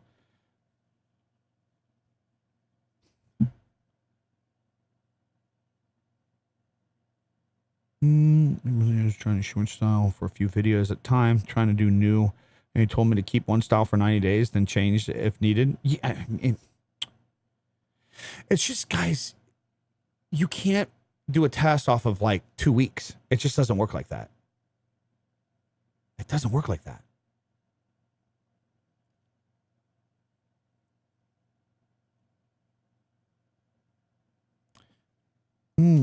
To stay on a schedule. Oh, okay. So it seems like you're an organized guy, right? Obviously, you got a sim racing setup. You don't get into sim racing half-assing shit, right? That's clearly, which, like, I should be able to go to your channel and I should get the question answered. Like, you should be also doing things outside of just streaming stuff. Like, I should be going to your channel and knowing what, like, you should be talking about gear way more. Way more. I should know what like the best wheel is, what I should start off with. So like, that's curating content. And this is what I'm talking about. So like, okay, it's like, here's an example. Back in the day when I started doing this, there was a couple creators that I designed their thumbnails for back in the day, right? When I was designing and then editing, I edited some people's videos, especially like a couple bigger channels, their vlogs and stuff. And then I started working with channels. And what this looked like was the creator would hire me and I am directing what thumbnail I want. I'm directing the fucking, how the video, like what the video ideas are. And basically all the streamer was doing was he was just showing up and going live. And I would say, hey, this day we need to put out this video. So I need this recording. And then I would organize the editor. I would pay the editor. So he'd give me one lump sum budget every single month. Over X amount of months, we had the contract. I would hire the editor for that video, and I just picked the same one for most of the videos.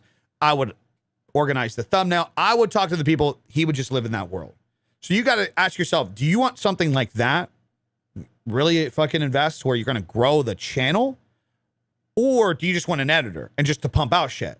It's not that any way is right or wrong. It's just you could go one route, get an editor, save some money, and just pump out stream highlights. And as long as you're okay with these videos getting 1,000 views, but you're doing them every single day, I don't think there's anything wrong with that, because some of them will grow higher, some of them will grow lower, and you're just basically playing a game of consistency. But if you're just like, I want to take shit to like next levels, it's not just about like, do you just hire an editor and you stay consistent and just task it out to somebody else? It's like, do you want somebody helping you come up with ideas and actually studying your channel and figuring out what you could be doing to fucking take advantage of it? Because like, again, the fact that I come to your channel and I know in my head what I would like, I'm about to build a sim racing setup. I'm literally about to do that. The amount of information you're not taking advantage of is crazy. So it doesn't tell me that you don't have like an output problem. It's just you're leaving things that you're like, these are just, I think these are just gimmies on a channel like yours. You should be talking about all that shit. You should be curating content around all that. Should be crazy editing or anything, just very simple. Give, if I'm what value are you providing? You know what I mean? That's, I guess, the big question that I ask you. What value do you want to provide as a result of this? Are you just trying to provide more highlights of your entertainment? Or are you trying to actually provide value to the viewers that are giving your channels a chance? Because these are going to be two different worlds. But I'm contracted, but with sim racing equipment company, so it comes off as trying to sell the brand. What is your contract? Are you on? You'd have to look at your contract. You can sponsor with somebody and still have the freedom to make content around other shit. You have to talk with one of those guys. And the thing is, it's actually probably good that do you have like a manager or anything? Oh, jeez. Sorry, guys. I know we're here. This is what we're supposed to be doing on Free Game Friday. I'm giving you a little snip. This is what people would typically do the consulting calls, by the way. This is what they would do. We'd be in an actual call. We'd go over your actual analytics. We'd see what your deal is. And I'll tell you, if you're getting, nope, just me. No, you're good. I like talking about this shit because it kind of gives people an understanding too. Because like that, this is what the consulting calls are actually for. This is actually like, dude, you got a real fucking problem here. That's worth actually investing your time. Because I had to charge somebody back last week. They're just like, they're like, here's my socials. I want to grow a following by the end of the year. And I'm like, oh my God, dude, that's not what these calls are for. Like, if you don't, you clearly have something going here, Matt. So that's why I wanted to take the time to do it. But yeah, dude, first off, there's so much you're not doing.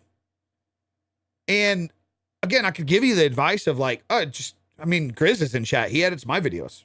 If you got extra money, you just want to pay him to edit your videos and you just want to work on full output, just do that. Just fucking do that, brother. Yeah. I mean, there's editors left and right. If you want to find a good one, just go to X and just tweet it. You'll fucking have about 30,000 respond. I also think you just be leaving out a lot of low-hanging fruit, one, and two, I think this also, like, if this company is paying you, right, to use their gear in streams, it better be enough to where you can't talk about anything else. You got to negotiate with them. And you got to be willing to lose that too. Like to me, that should be your goal. Like if you're like, well, I got to show up for these hours to do sponsored streams. So I don't have time to curate content and do videos in my niche. You should be building this channel to monetize more. So that way you're not relying on that brand deal. Does that make sense? That's exactly what I did this last year. I was Kick and Stake controlled way too much of my income. I slacked way too hard on everything else. My website, YouTube, Facebook, the affiliates, brand deals, everything. Started slacking on everything. I got really comfortable. But what happens when you get comfortable? Like what you just said, where you're just like, well, I'd like to do these things, but I have to show up and do this. It's actually, you're basically replacing your time under one employer who gets to dictate your hours, and you're just doing it in a more glorified light. But do you actually like that? Does it give you fulfillment? It's actually a damn good deal, to be honest. Almost matches my Twitch per month. Well, you might think it's a good deal, but my first ever brand deal, I was given like 2,000 views a video, and it was a $20,000 brand deal. So you might think you're getting a good deal. What's your Twitch?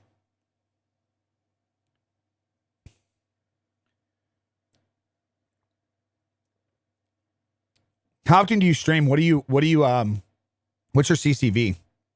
You got to do well, at least decent, because your broadcasts are getting in 5,000, 9,000. So you got to average a few hundred, right?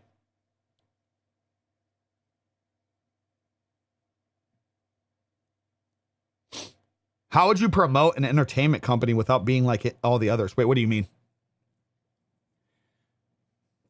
Why might a video get 300K on a platform and only 1K on another? Packaging? Probably. Yeah, I mean, probably, essentially.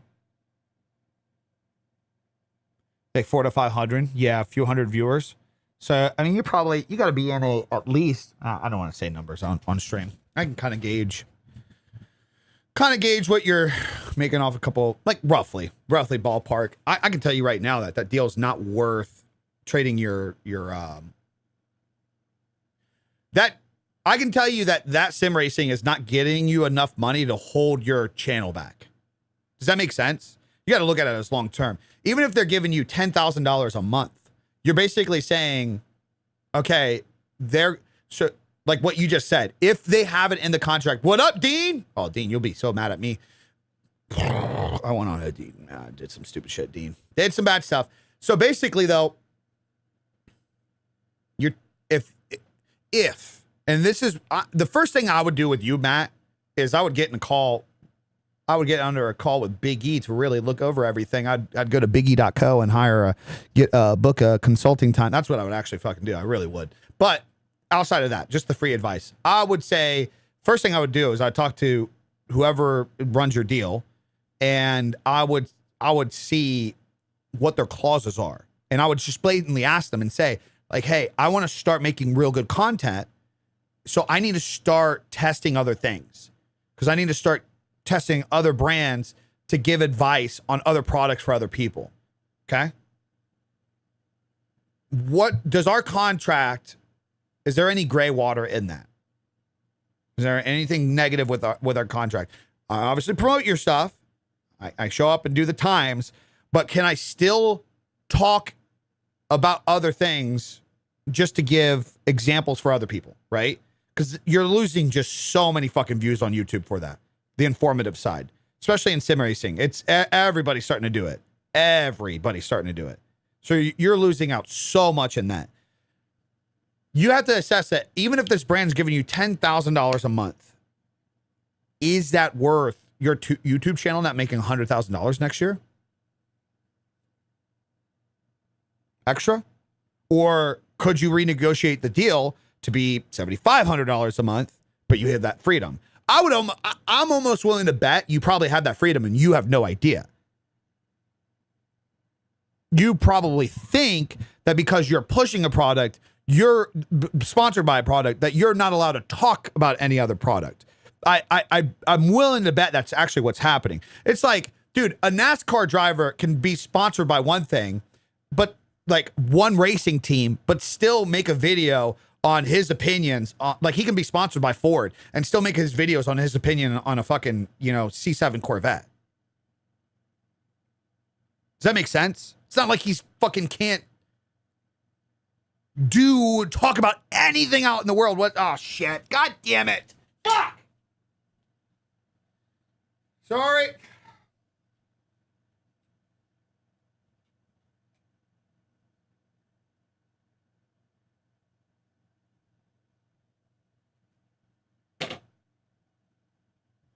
That's another reason why I got out of stake.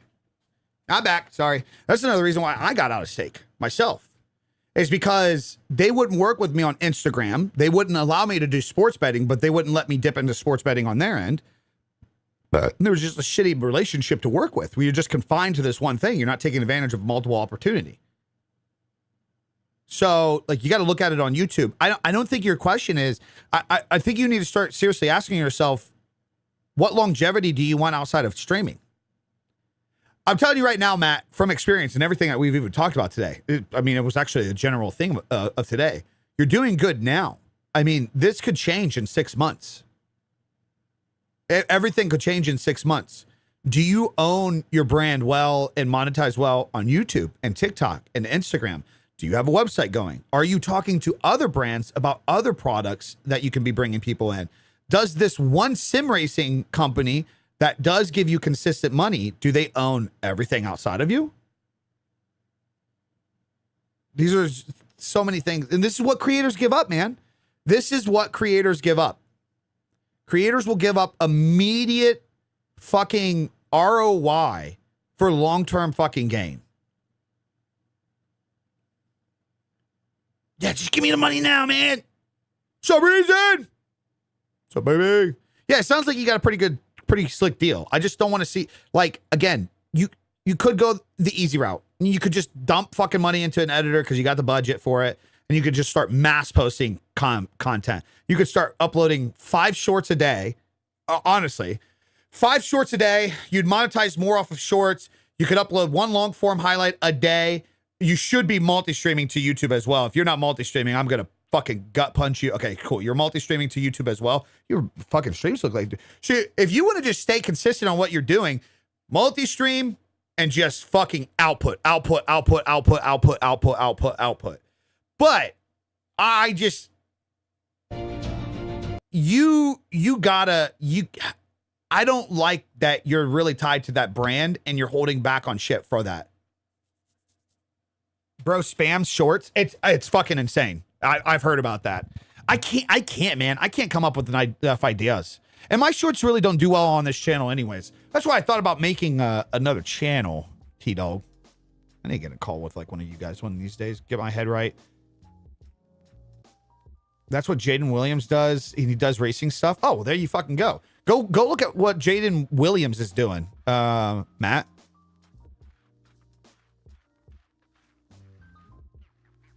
Well, I mean, that's what I asked people. This was something that I had to listen to this, guys. Listen to this. I used to push back. Okay.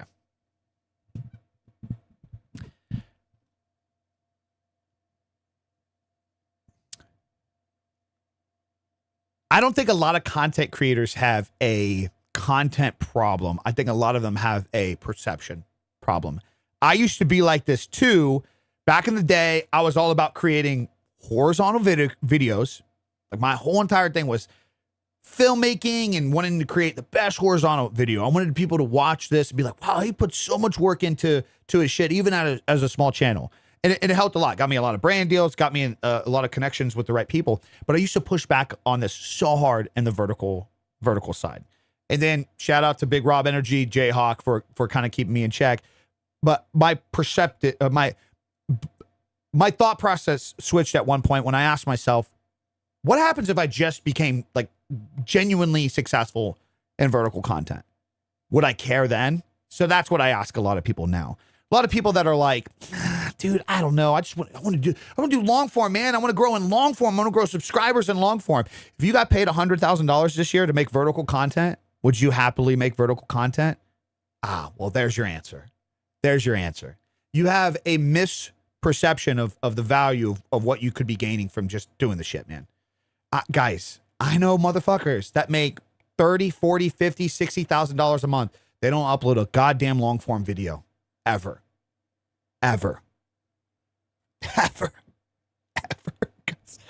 So, for Matt, you might not be a long form creator guy. You might find all your success in posting sim racing clips across all the verticals. If it can change your life, if you're providing content, if you're providing value for people find you entertaining. There's nothing wrong with that. That was the whole part of the gig that you started, right? It might just be vertical. It just may be. Now, does that mean that you can't take advantage of long form? For sure. I guarantee you can. But what I'm saying, if you don't genuinely love the process, you're not willing to bring somebody else on who also loves the process to help you do that, you should just focus on the things that you actually do love, that you enjoy, because that's where you're going to have most control. Does that make sense? Did that put it in the best way? I don't think a lot of people realize they can be extremely successful in vertical content only. Extremely successful. Life-changing successful. You might not have to do the long forms. Rick Ross said it best. Don't want to do things fast. Want to do things correct. Just no time waste. Yeah. Gonna buy my first video camera. Thinking about the Sony ZV-E1. Thoughts? It's a good camera. It really is. 1 hour increments. Yeah, it doesn't, guys, I'm not saying like, hey, I'm not advertising everybody just stop doing long form. When I'm advertising, because Matt's coming in and he's like, I gotta start taking advantage of long form. I gotta start taking advantage of long form. But when I see a short form, you're not even really taking advantage of short form. Your short form is not popping off to an extent where I don't think you realize, like, guys, I don't think you realize short form content, especially on YouTube Shorts, is drastically different now. There's this time where like you couldn't make that much money on it. Some of my best months this last year were from the short form monetization. Now, is it the same ratio? No, it's not the same fucking quality of content neither.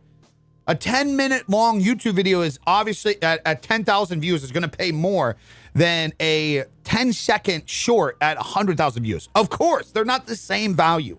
They're not the same value. Period. I don't care what you think. They're never going to be the same. It's never going to be the same the ad ratio. But the thing is, a lot of you can't upload 8 fucking long form videos a day. And there are countless creators right now, especially in the gaming world. This is why I'm saying for Matt, this might be best for you, dude. You should be posting 3, 4, 5, 6 shorts a day. A day. Yeah, I'm multi-streaming. What are you sipping on? A little Kinetic, baby.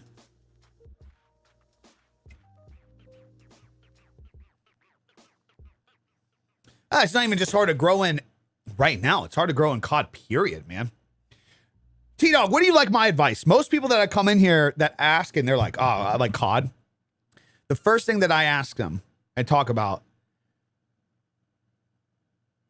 what do you like COD or do you like FPS gaming? Like that's like a general idea. Do you like COD or do you like FPS gaming? Don't ... You honestly want the best advice? You're living a fucking pipe dream in 2026 if you think you're going to be a fucking successful COD content creator. You're living a fucking pipe dream, statistically speaking. It's the dumbest fucking thing to go down. It's the most generic content. People are over it. The community itself is over it. Most of you players bitch about playing the game in the first place. There's no actual enjoyment in it. It's only just, it's the idea of a recipe. They're just trying to follow a recipe. They're like, even yourself, Cooter, like, no offense. I've talked about your stream before too. And like, you're funny and great. You can't keep me entertained through COD. You just can't. You can't do it anymore. That's going to be a vast majority of people moving forward too. I'm to the point where like, I don't even put up, love him to death. He's the homie. I don't like, there was a time still where like, I was like, I'll just throw Joe up because what he does in Call of Duty is still cool. I'll throw Ride up. I don't even put up guys like that anymore because it's just like, it's Call of Duty. They fuck themselves. You make the same game every year. People are going to become numb more and more and more and more and more and more to what they watch. It's numb. They've done too much of the cycle that it's rinsing and repeating too much. Everybody wants to be so everybody gets a yearly reset to get the be ahead first, and they gain a little traction, gain a little attention, and boom, dies down. Yeah, no one watches current COD, and unless you're the big dog, the big dogs. Even then, they're losing views right now.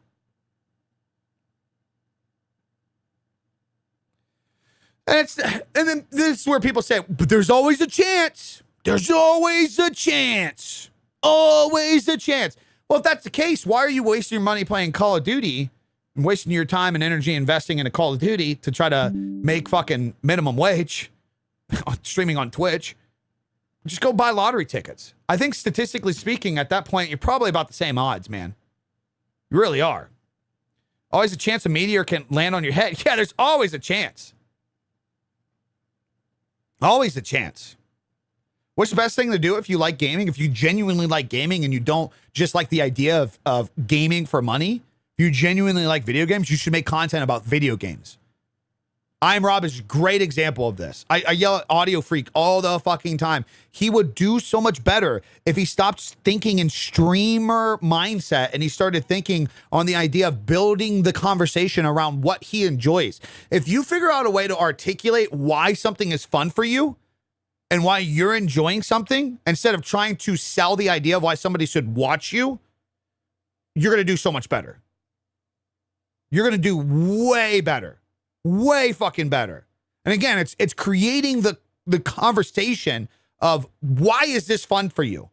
And that's why Call of Duty is just so dog shit. You're lying. Everybody knows you're lying. You don't even enjoy it. You bitch about it. You hate it. You're in this constant echo chamber of like, it fucking sucks. They don't do anything right. So you don't create any fucking content that incites this conversation other than bitching and moaning. But then people just move on from that. But you got the reason why guys like I Am Rob are killing it, and seems like T-Dog with the second channels and stuff, is they're finding these new horizons. They're actually into the games, and they're creating content and narratives and stories around the experience of what they're experiencing.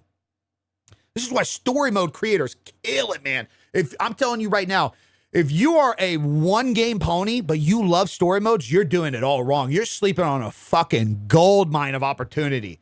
The amount of people that will just watch somebody play a story mode game in VOD, in live stream, it's fucking insane, dude. It's insane. If you guys are a genuine gamer through and through, you love video games across the board, you are sleeping on a lot of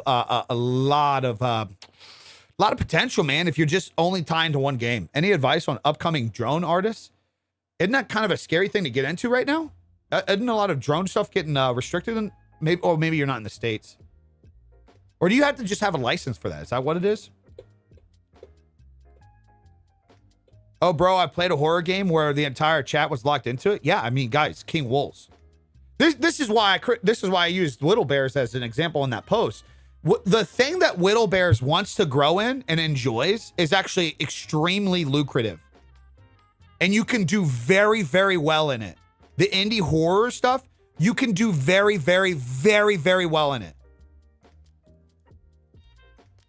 You have to build off the platform, though, if you're only streaming on Twitch and Kick. Period. You cannot rely on discovery from these platforms. They don't exist. You're not doing a marketing job. That's it. Is it okay to change content, different content, or would it be better to make a new channel? Depends on your channel size. Depends on your channel size and your ego. And your mental, man. Like, I've changed content so many times on my main channel throughout the years, and the only thing that's tough about it is I'm constantly wondering if I should. If I should.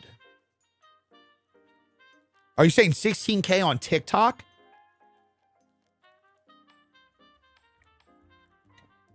On TikTok, I wouldn't overcomplicate it. I'd just make a new channel. That's just me. Any other more active creators agree with that? T-Dog, what do you think about that? I'd say I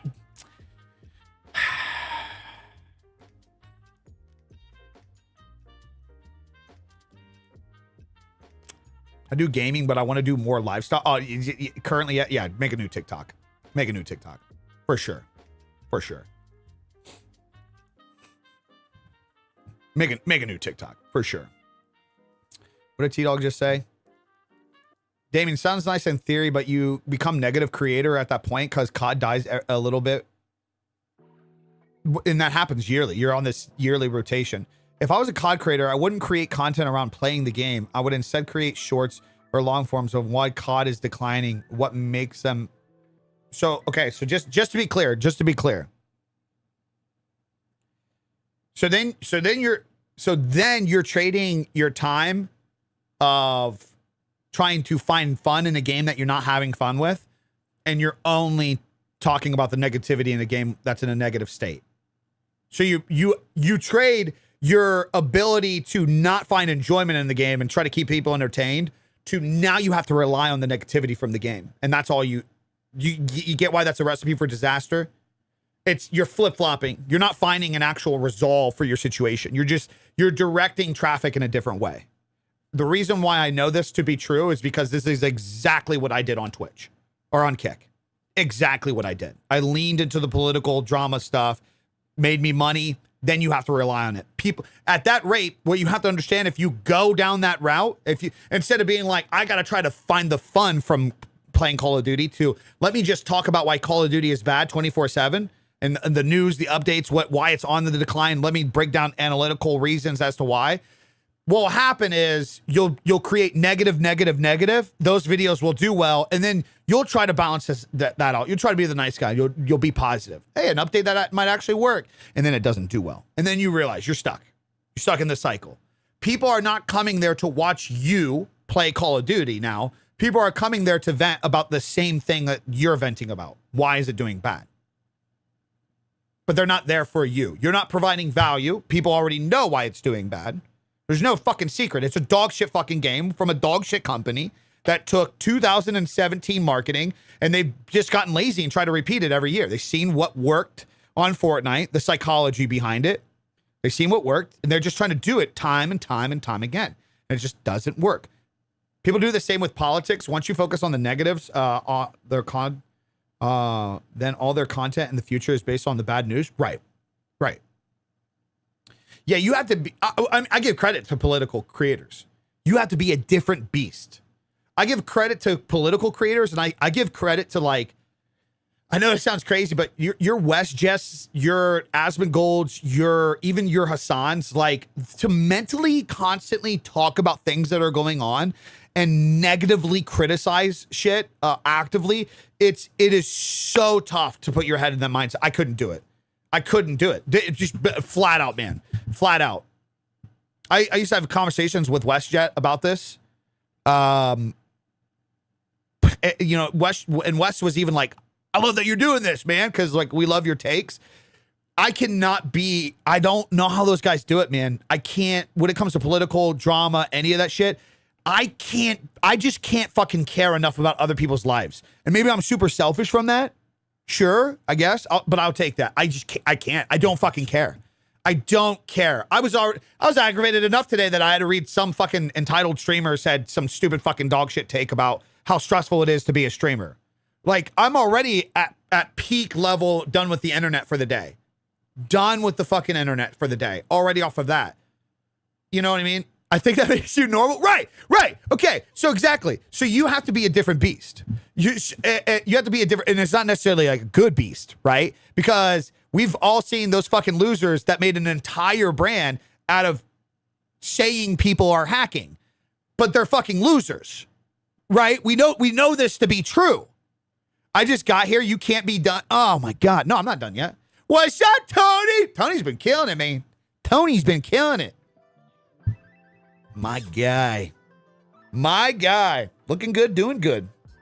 So here's your advice on someone that has a passion for COD. Because if they pivot into less passionate games, won't that be an issue too? Yeah. But are you actually passionate about COD, or are you chasing? Let me ask you this. Are you talking about yourself, Relax? And let me ask you a serious question. Anybody in here? Are you genuinely passionate about Call of Duty, or are you passionate about the nostalgia that you had in it? Be honest. Think before you answer. Really think about this. Do you genuinely love everything about Call of Duty? You just want to level up. You want to unlock more stuff. You want to just talk about unlocking more stuff, like everything. You're just like, man, everything, dude. I love the way they did the guns. I love I just love the play style, everything. I got these game modes that are just so fun. If you play it this way, it could be so exciting. Or do you like the idea that at one point Call of Duty was a huge part of your FPS experience, and you want that to feel good again?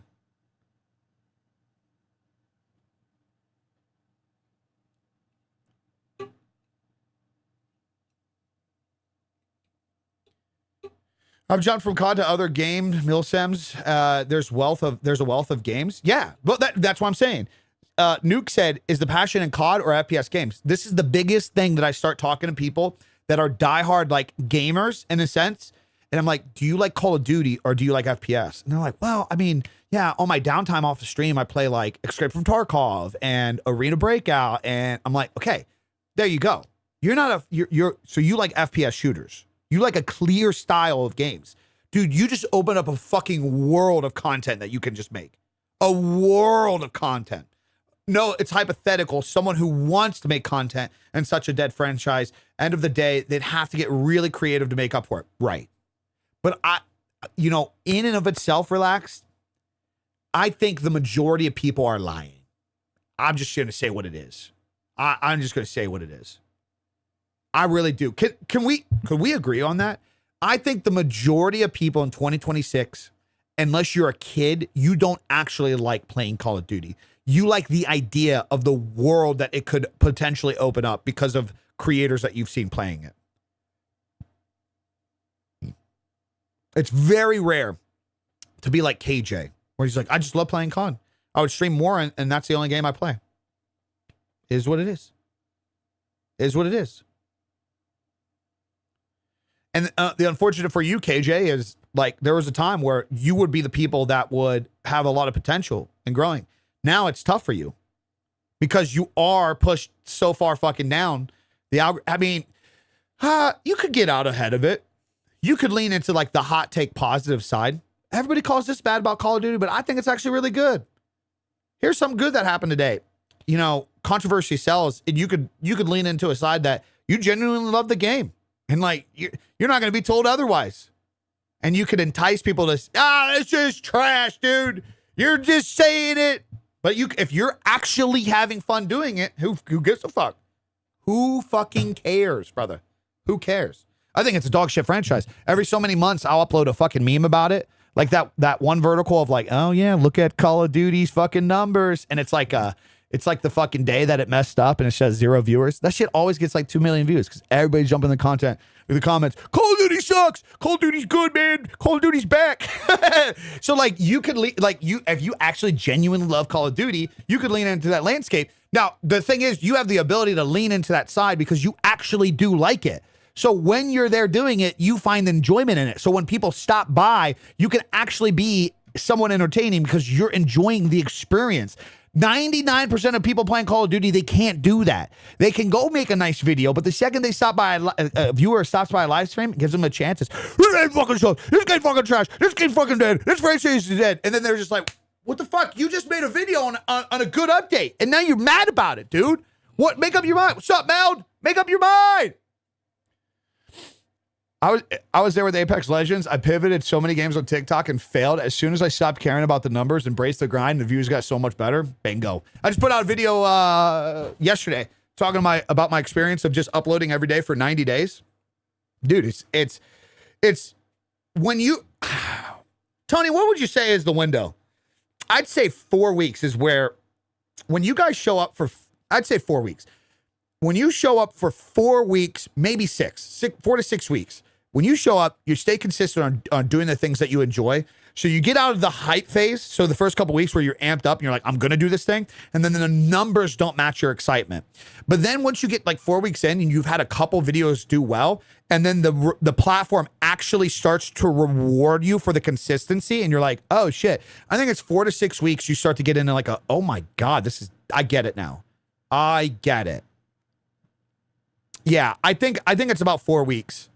Well, I've been telling, like I said, even today, like a lot of creators, you got to be willing to do shit for a year with little to no results and enjoy the process of doing it for a year. And then that's the biggest indicator, isn't it? Right there. We got Meld in chat, and Meld is going to be the next big streaming studio. I would be actually using them if they had fucking LUT inputs on their shit. But they're going to be big, right? Imagine a world where Meld wanted to create the next big streaming software, but they hated streaming. That is your average Call of Duty creator. Remember what I said earlier? A very simple thing to a lot of this is, if you can't expect yourself to show up and enjoy what you're doing, how can you expect somebody to stop and watch and enjoy what you're doing? How can you expect that? How can you expect that? So whenever I give the advice of like, you got to be willing to do something for 90 days, 6 months, 12 months that you genuinely enjoy with little to no results. And then people are like, I can't do that. Okay, well, you don't enjoy it that much. You don't enjoy doing it. So give up now, brother. Give up now. What an ignorant world you thought you lived in, that you could just show up and take people's valuable times. Every viewer, everybody that's in chat right now, I have to have a sense of respect for you giving me your time. I got to make it valuable, right? Because you guys have your own bills. You guys have your own fucking jobs you're stressing about. Some of your spouses just left you. Somebody's got family members that are sick in here. Some of you guys are sick yourselves. Some of you guys are depressed. Some of you guys are behind. What a fucking ignorant fucking world of content creators we have by thinking you should just show up, give us your time, and we shouldn't create an environment to be entertaining for that. What a fucking ignorant way to live. That's why you gotta give shout out to people like Burnt Peanut. Like he said in that fucking interview, the second he clicks live, he doesn't care what your day is. It's an experience. It's an experience. His whole entire job is to make you forget about your problems, make you forget about my goal, number one goal that I have, if it's not today, maybe it's next week, maybe it's next month. My goal is to get anybody that comes through outside the fucking, fucking with the trolls, anybody that comes through and is tired of not doing the shit they want to do, feels like they're fucking caught in like vicious loops, feels like they're not the person that they want to become or going down the path they want to go down. I don't care if it's today or maybe next month. My goal is at a certain point, I want you to attempt it. I want you to just fucking, at some point, I want to get in your head. I want you to be like, I'm tired of this guy telling me to do it. And I just fucking do it, because it's just the only thing in life that has ever amounted to feeling good about anything, is by actually setting the goals, the objectives, and doing of shit. Meld, I need you guys to make a fucking mic arm. Ugh. Period. That's my goal. And to sell the courses and the ebooks, the fucking 30-day make this video. I don't actually have that course. All I have is the blueprints and the consulting. I don't know. Somebody just said a second ago, what's your 30-day course? I don't have a 30-day course. Don't have that. I don't know what you're getting at. Content creation as a full-time job is not sustainable. Yeah, I mean, if you don't do it right, yeah, it's not. Absolutely. There's a lot of jobs right now in 2026 that also aren't sustainable. What's your point? What's that supposed to be pointing? Yes, if you don't, yes, if you got the opportunity to build a career and build a following and you don't take advantage of every situation and don't cover your budgeting, don't monetize in specific ways and own your brand across the platform, it's not sustainable. As somebody who has actually made it sustainable, yes, you're absolutely right. People who don't take it serious, it's not sustainable. Starting a business and not actually managing a book, setting budgeting, having goals, having projections, building a system, that's also not sustainable too. In 2026, there are fucking thousands of jobs out there right now that out of nowhere is not sustainable. So like, what's the point? Can you show your setup and elimination, please? No, especially because you're spamming it.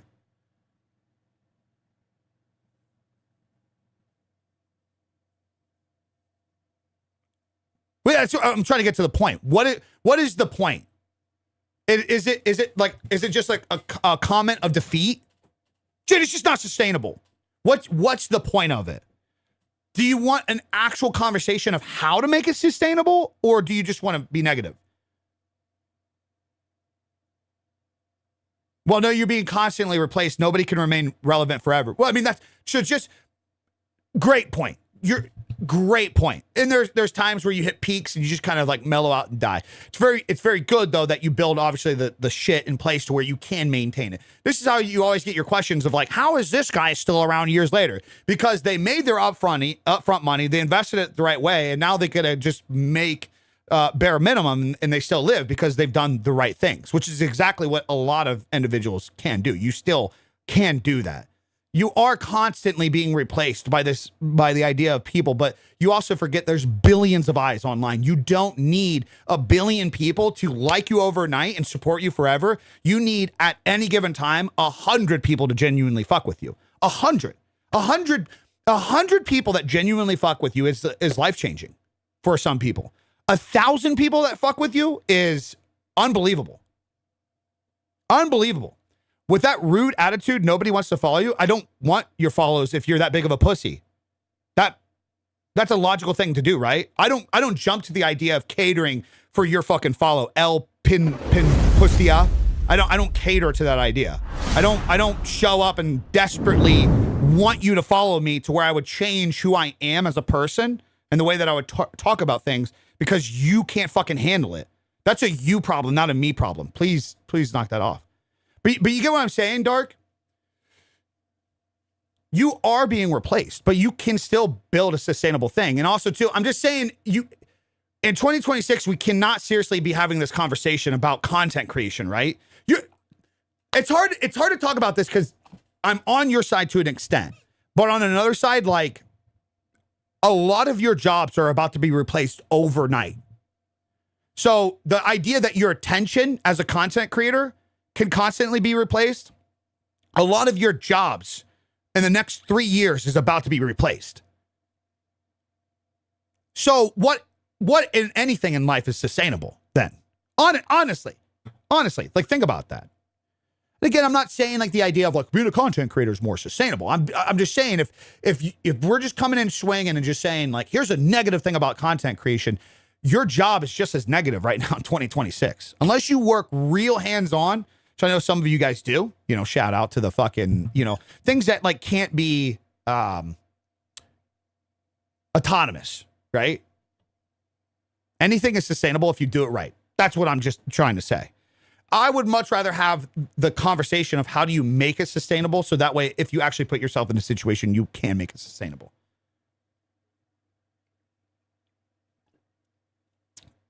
I cold called 12 hours a day for 20 years. Yeah, that shit's about to get fucking replaced hard. Isn't it? Bro, AI leaked its own source code. We're a bit away from that. Yeah, we're a bit away from the autonomous of hands, but we're not a bit away of people implementing AI to replace jobs. That's clearly evident. That's clearly evident. I'm talking about your main stuff, man. Your things that you would feel like you would want to have, like your assistances, your fucking organizers, all that shit. Yeah, that's getting replaced, man. It's insane what these things can already do. I do content creation. I just personally think it's better to have a solid foundation to have past it. Bingo. Agree. Nothing. Not disagreeing with you at all. One of the advice I gave earlier. Struggling creator, only monetized on Kick and Twitch. There's no algorithm there. They don't have a community outside of that. They're reliant on showing up and doing things that they don't enjoy. My first suggestion to that person was sit down and have an identity crisis conversation. Do you not want to work another job because you would feel like a failure? Or do you just literally not have the time to work another job? Because a lot of content creators who put themselves into a full-time position, they actually do have the time to work another job. And you don't have to work a job you don't like. But what I'm saying is if, especially streamers, this is the biggest relation with streamers, because they're the ones that get put in the negative situation with having to rely on people subscribing. Just getting that fucking 20, 30 hour a week job that you can stand helps bring your love back to content so much. That's all I'm saying. That's all I'm fucking saying. It's not anything deeper from that. I'm not saying you're a failure because you have to get a job again. I'm saying the key focus for a lot of content creators and streamers that dove in pretty fast, you should maybe consider an option to take the weight off of taking the experience, the live experience where you're supposed to be entertaining. Take the weight off of that, man. Because I don't care how good of an actor you are. If you show up with the stress of needing to make money, it's how many times have I actually told you guys about the blueprints today? Dead ass. Don't joke about it. Dead ass. How many times have I tried to elicit a sale? We only talked about the consulting one time when I was actually consulting somebody live. I was just giving an example. And we talked about the blueprints maybe 2 times after somebody mentioned something about that. And honestly, I did a horrible job and I didn't even go into the list of what the fucking 90-day blueprint was. So I probably didn't even make the sale.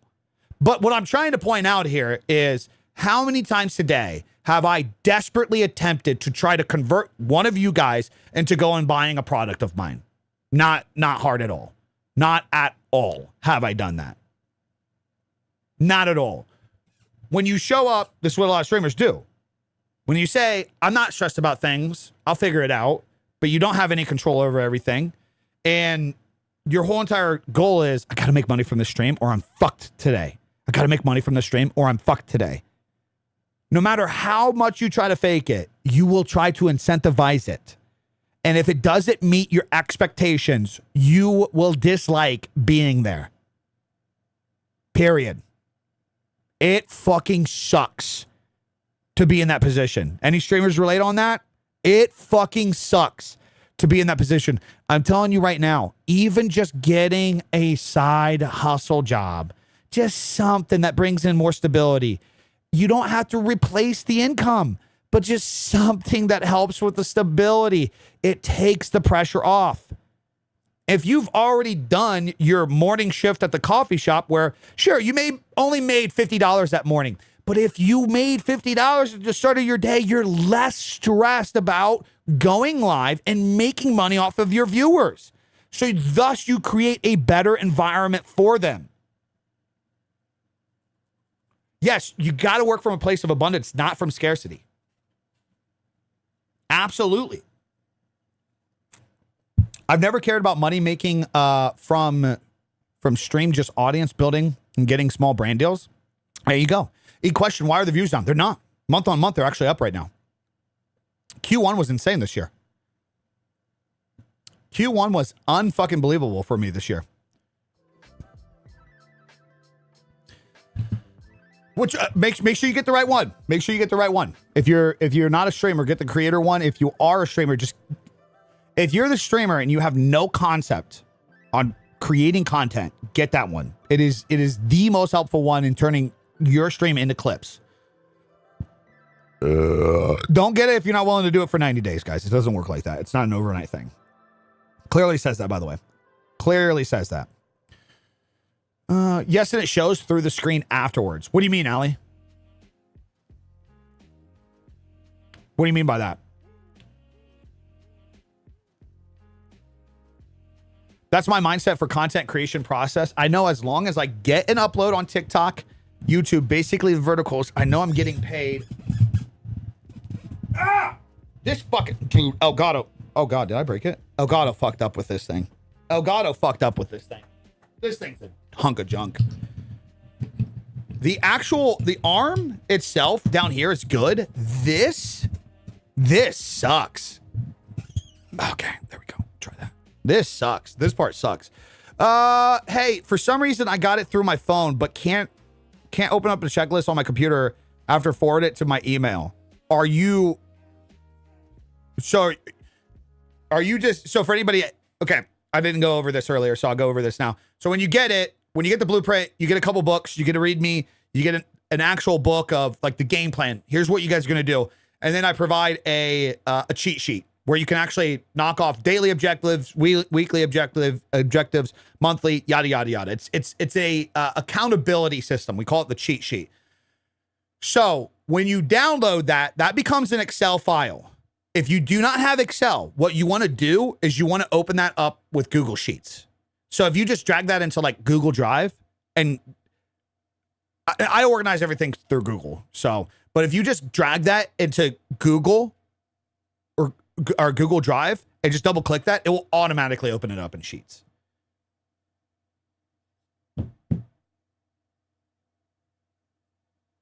I've had this for like a year. Fox, do you have the new one with the ball joint? No, it's fine, man. It's fine. It's not automated. Your computer does not automatically, unless you're on, no, even on, so if you're on Mac, it automatically tries to open it in numbers. It's not a you problem. I think I put it in the README, but everybody will overlook that. I think I put a section in there of how to open it up.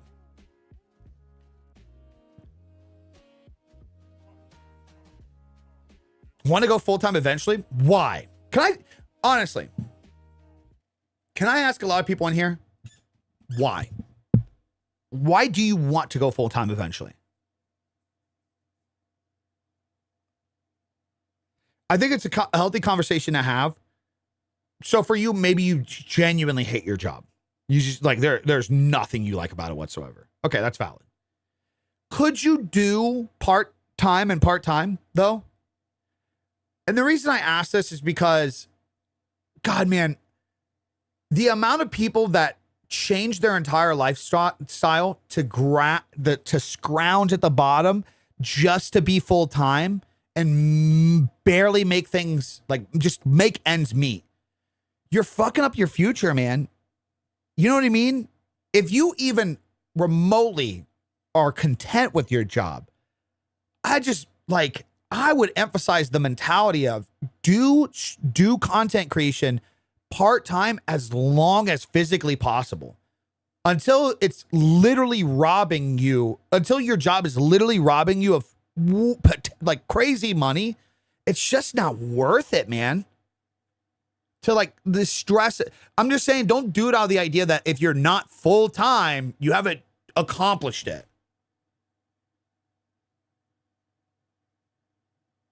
You know what I mean? Hating your job has nothing to, well, that's a lot of people do. A lot of people do. I get it. I totally get it. Because I love streaming and having conversations with my chatters. I love playing video games. I want to do what I love full time, but I read the first part of my messages. Well, I don't have to. I'm saying it's a healthy conversation to have, because what if you going full time hurts that experience? Would you continue to want to do it? Yeah, I think you're on the fucking, I think Garden's on the fucking, on the good side. I think if you even half-ass can deal with your job or enjoy your job and you can create content on the side, dude, I mean, think about that recipe. Nobody, like, we live in an era where you can just come home and take your hobby and monetize off of it. Make extra money for like retirement or just stability. Like, think about that. What a crazy time we're in. Full-time allows me to be available for my daughter and I have control of my schedule. Yeah, but you're different, Tony. You're actually successfully in it. Talking about the idea of like people trying to set up that goal. Because when you set up the narrative and idea all around like full-time, the title of full-time, you make bad decisions. Worked a job for a while coming up as a creator before I was able to go full-time. Right, exactly. So you even, like, it's not like you yeeted yourself in. Exactly. That's what I'm saying. And to the point, the bills still have to be paid. Making $500 a month streaming isn't full-time, you know? Right. And you could be doing your full-time job, making that extra $500 a month off of what you enjoy. So from the downtime of you working the job, this thing that you don't enjoy, you can make that your stability. And then you can take the $500 a month and you can put that towards your future.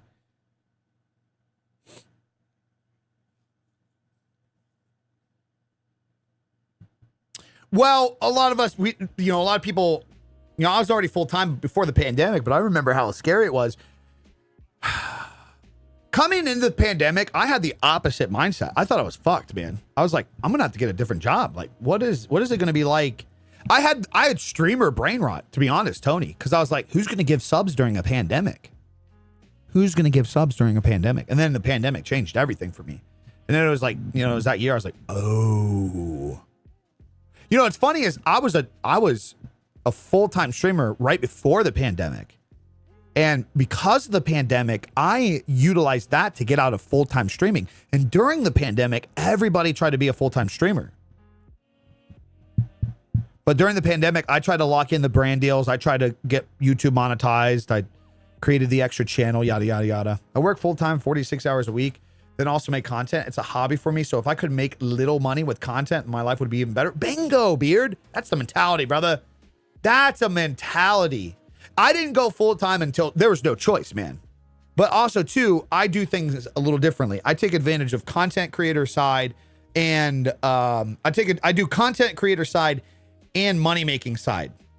So I did that from the first year that I left. I made videos and posted online, but I did graphic design work at first, and then I moved into photo and video. And then, since 2018, I've been more full-time content creator, but I leverage my creative side for brand deals and stuff. Hey, you guys want to get me to promote a product in front of my viewers? I'll tell you what, instead of giving me $1,000 a month to just push things and put your shit in my bio, why don't you give me $2,500 a month and I'll provide to you also like a couple photos and some B-roll of your product. Something I can just fuck around with. I can get a little creative. I dabble, I make sure I take advantage of those things. But the reason why I left my full-time job is because it got in the way of the money that I was making from my graphic job. I locked in long-term clients, signed a couple long-term contracts with like a YouTuber that needed Minecraft thumbnails and some website forum place and something else. I can't remember what it was at that time, but I locked in 3 contracts. And there was one day where like I woke up, the guy left me this thing and he's like, dude, new thing happened today, completely out of nowhere. I apologize, but if you can get this shit out today, I will fucking 3x your typical rate today. If you can fucking get it done to me today. And I had already had to call off like that month twice because of other jobs. I was like, I want to get this done so I could go do X, Y, Z. So I called off work to get this other thing done. And that day, that day rate that I got offered, it was like 2 weeks paycheck at my job. I was like, hey, I'm gonna take another day off, and they kind of lectured me, and they're like, dude, you can't be doing this all the time. And I tried to, I'm like, brother, you want me to debate between me coming in and taking 8 hours today to do some shit, or me making what you're gonna pay me in 2 weeks today? What you expect me? And yeah. Because they knew I was building up for it. And then it was that week and I was like, you know what? It's time. It's just time. I had 3-month runway saved up. So 3 months of total bills saved up. My rate of living was super low. I had these contracts. My website was already out. I was like, it's just time. It's just time. It didn't make sense to work that job anymore. It didn't make sense anymore. It just didn't. And it was just factory work for those guys asking. Just factory shit. Nothing special. Good group of people. Like, That was like manual labor, but it was a fun environment, man. We joked, we cracked fucking, like, you fucked around and shit. Fucking shot nail guns at each other and stuff. It was fun, man. It was fun. But yeah, I didn't quit till I was like, I had to, dude. I had to. My peeps want me to stream for my actual job now. I just don't think it's viable, though. What do you mean? Content creation would need to at least triple what I currently make on the regular. I would need to go to have a nest egg that could cover at least three years of all my bills. Well, that's a little, just a heads up. That's a little insane. 3 years. I mean, if you want to, but like if something bad happens, if it's going to take you 3 years to pivot, like it's not going to take that long. You 3, 6, 12 months. I mean, if you want to save up 3 years, that's completely fine. Nobody's stopping you. It's probably smarter, right? But like, I'm just saying, like, I wouldn't die by that goal too. If you're making, you know, considerable amount of money and you have the money saved, that's a different story.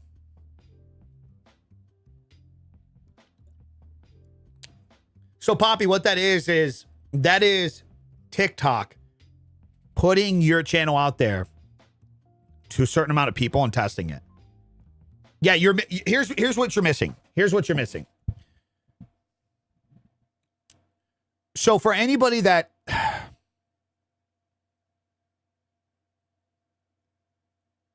do I say this? Your videos are not stuck in a 300 viewed TikTok jail. That's the worst trend of online conversation we've seen over the last few months. It gives you this idea that you post a video, 300 people get to see it, and they loved it. And then TikTok just stopped it. Ugh! Why did you do this to me, TikTok? I would have gotten millions of views. No, what actually fucking happens is TikTok takes your video, gives it to 300 people. 300 people said, nah, and they scrolled past half that shit. And so it didn't get to the next layer of testing. That's actually what's happening. You're not stuck in a jail that is created by TikTok. If anything, you're stuck in a jail that's created by yourself. So like in those situations, what you want to do is you want to see when people are clicking off your videos. What is the retention percentage? Your video is 1 minute long. What percentage did people actually stay and watch? You can literally see it in the graphs on any of these platforms. When people click on something, why they clicked on it, and when it fell off. Then that's when you could go back to it and be like, oh, fuck. Okay, well, let me fix that portion. In that video, I had a bad opener. So I got nobody to stop. I had no stop rate on that video. Everybody just scrolled past it. So those 300 views, TikTok was just throwing that in front of 300 people's pages and like nobody stopped to look at it. Then you can see another one. Oh, wait, this one got 1,000 views because I got people to stop. But it didn't hit that next stage because it only got, I got like 10% retention. So of the people that actually clicked on it, they stayed to watch for 10%. And I can see on the back end this drop off. Oh, you know what? I went back into that video and I found out that at that moment, I talked about something off topic or I dragged something out. I didn't entice the idea of a story to keep them engaged. Then you don't repeat that and you do it again and again. Take the things that work, do them over. Take the things that don't work, stop fucking doing them. Get the picture. Yep.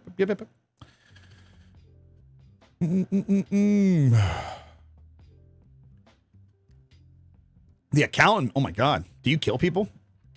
Isn't that what what's his name? Is it Ben Stiller? No, not Ben Stiller. Jesus Christ. Ben Affleck. Jesus fuck. Sorry. Then all my videos need to be 5 to 10 seconds long? No, they don't. No, they don't. They probably do need to be shorter. Benefit of the doubt. They probably do need to be shorter. Like, let's just be real. But they don't have to be 10, 15 seconds or 5 to 10 seconds. You just... Oh, man, I just watched a great video on this too. And I can't remember who it was from. You got to get in the habit of being able... This is what media and movies have done for a long time.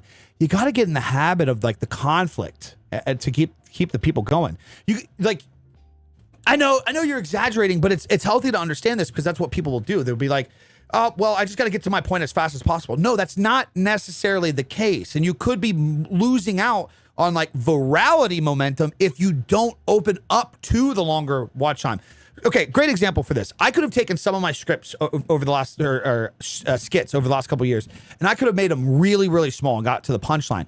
But I would specifically try to create a couple controversies in the story because the longer you get people to stay and watch, the more views it's going to get, the more it's going to get pushed. So you don't necessarily just only want to leverage the idea of like, okay, well, fuck. If retention is the big thing, if I just make 10-second videos, I'll just mass produce those. And on average, you'll get more people to stop. We see a lot of people do this with those like repeat reels where it just got text on it, but they're not gaining any audience off of it. They're not gaining any real fucking followers off that shit because they're not creating real fucking stories. But Ali, the point being is when you learn that you can have a good hook, and like what I even did in today's stream that you've noticed at times, I don't just get to the fucking conclusion. I create this. Hey, we're gonna talk about some stream stuff today. So here's why it's getting kind of crazy, but you can figure this out. Then again, here's why this is getting crazy, but you can do this. And then we talk about the punchline. Here's what you should be doing to actually make it useful. You can be doing that in stories too. Hey, Tony, good seeing you, man. Good talking to you. Good talking to you. Gotta tune in more. This is nice to start. Yeah, I really like how we've been getting some of you guys to stop by more and more content creators successful, that I would say, like T-Dog coming by, being able to I learned something new today having him stop by. Which is crazy. Don't tell him I said that. Trend I see right now is start with 5 to 10 seconds that is peak, then start with the beforehand. I don't know what that means. What do you mean by that? Very true. To be fair, constantly every day posting from this blueprint will help too, I'm sure. Yeah, it gets you in the habit, but I want you to be learning along that way. You know, that's why in the blueprint, sure, you got to be posting daily, but you got to be doing those weekly audits. You got to be looking back at what's working, what's not working. Does that make sense? You know, so anybody confused, Ali's doing you're doing the creator blueprint or the streamer, and the blueprints are a system. They're routines, habits, the shit you need to build now outside of the idea of how do I just get views? How do I get followers? It's the shit you need to build to get to the point to actually get these shit long term. To turn yourself from just fucking somebody randomly doing shit to actually building habits, routines, healthy systems that will put you into a creator business. So that way you're not just relying on one platform to monetize. You're not just relying on the growth of randomness. You're not just trying to rely on your community to get clips for you and stream, to where you actually set up tangible daily objectives and goals that you can knock out, also make you feel better, by the way. Like real goals. Having a goal of, I'm going to upload today, I got to get a clip for that, over I want to get 100 followers today. Which one do you think is going to do better? Because you can actually achieve the one. Both the blueprints are designed 100% for you as creators and as streamers to achieve real fucking daily goals, weekly goals, monthly goals, quarterly goals, to actually make fucking real moves. Things that you can actually do. You can reach out to brands to try to get brand deals. You can lock in and say, I'm going to do something this month to generate revenue. I'm going to invest in some merch. I'm going to fucking buy 10 shirts, go to a print shop and invest in them. I'm going to try to make money off of 10 pieces of clothes. You know, some of my monthly are the LUT packs or the blueprints, the shit like that. Hey, this month, what's one objective, for me with monetizing this month? Got to get another product out or got to get the merch out, something like that. So I was just answered. It was just checking why engagement on TikTok after you said we could. I didn't know. Wait, what? What's a good engagement rate for TikTok? What do you mean, like retention? Like total percentage watch? I think on any of them, relatively, like you want to keep like 40 to 50% during the duration. I can't remember off the top of my head which ones push, like on YouTube, you can see percentage viewed. You can also see percentage stopped. I can't remember if it's on TikTok where you can also see those, and then it's on Instagram that you can't. You want to get people to stay and watch as long as possible. That's just the biggest goal. You want to see your graph. You know, if you have a box, you want to see your graph. Here, I'll pull this up. I think you're on. This graph is for YouTube. This is really generally everywhere. Sorry, TikTok peeps, you guys can't check this out. So this is for YouTube. This is a YouTube cheat sheet retention, but this just works in general anywhere. This is the graph you want right here for a retention on any platform. That's a good video across the board. That means like this is like people clicked, but your hook was bad. This is good hook, under delivered, maybe dragged it out, talked about other things, boring moments, rewatchable. This is like evergreen content. Like some of my how-to videos have graphs like this. Audience mismatch. So like just fucking tanked. So some of you guys that are on TikTok, you're like, well, this video got pushed to like 1,000. Why did that not do well? And it looks like a graph like this. TikTok just probably tested it to a larger audience. And then perfect video right here. This retention graph. We've been tracing. More of my graphs have been looking like this. I'll even just say, like, bring in. My biggest debate is, like, I just wonder if I'm always in this constant revolving door of I can do everything on this channel. Then I constantly get in the state where I know things would do better if it wasn't on this channel. Like, that's just the reality. I know if like the informative videos that I put out, if they were on a new channel, they would do better. I know they would, for sure. Without a doubt. I even have like some of the data there, like cold audience versus. So like, okay, so like here's some like flags. So as I've been doing some more of the informative stuff, there's kind of a double-edged sword. When I go into the analytics after videos up, you have browse and you have suggested. And the suggested area that's like kind of your new people. And there's a bit of a red flag when you start making these videos and the suggested area is getting a higher retention versus regular. But when I make something more personable, it's opposite. Does that make sense? So what I've noticed over especially the last month, as we've been getting more direct in like the videos that we're making, the audience that actually does actively tune in, the core audience, they don't really care about these videos. They like these live streams, which is ironic because a lot of these live streams are just like these videos. But like, they don't care about the case study. They don't care about the future, you know. So there's a world where I'm like constantly this back and forth of like, okay, maybe we should just make a new channel for those, let those live there. So why not make a new channel? I haven't done it long enough. This is everything that we've been talking about today. As a creator, I need to make sure this isn't just some random thing that I'm chasing for the idea of just chasing it. Does that make sense?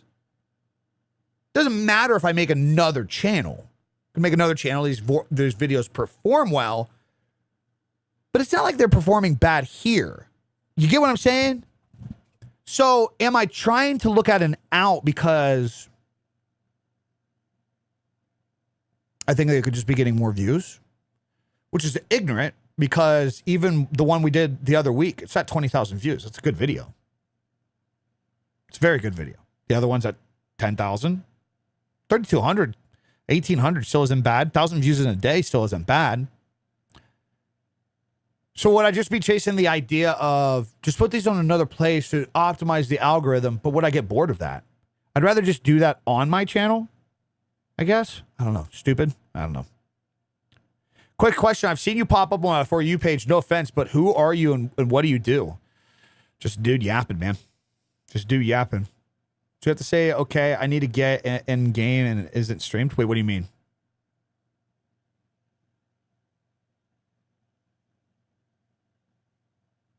Not really. It's not really a niche market. Not really a niche market. It's a pretty broad market. I mean, it's like, think about this. It's ironic to call it a niche market because there's so many people doing it successfully that people are getting bored of it and making fun of it, mocking it. You know what I mean? So it's hard to say that it's niche because there's so many people that do it. I just don't think a lot of the core people that follow the channel don't give a fuck about that side of things. I don't even think that I know that. I got the data that proves that. Like, I could see the analytics. It's blatantly true. You know what I mean? Well, you have 200K follow. I mean, 200K on TikTok doesn't really matter or anything. I'm just a content creator, dude. Been making content for 16 years now. Been doing it full time for 11, and I just try to I do talk about tech, lifestyle, content creation, help others. Try to help others with their shit. Help people that actually want to take something into things. But also, too, here's the thing to consider, talking about my channel and what everybody should also consider. There's nothing wrong with what I'm doing. The channel is monetizing. People are watching. It's still getting good. Like, the retention graphs are actually really good. It's good content. And it could just be a reality of where that just lives there.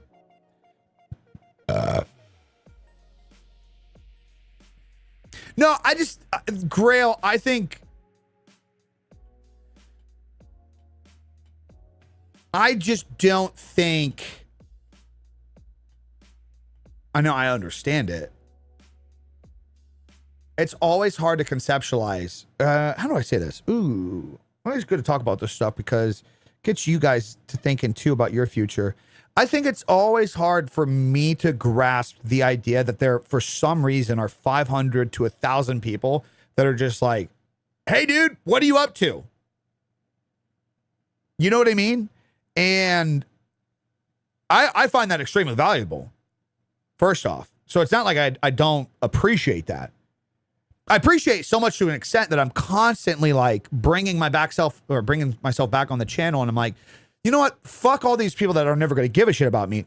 I should just make videos for these guys. Because, I mean, in reality, I should. Right? That's what, right? Technically speaking. In reality, I should.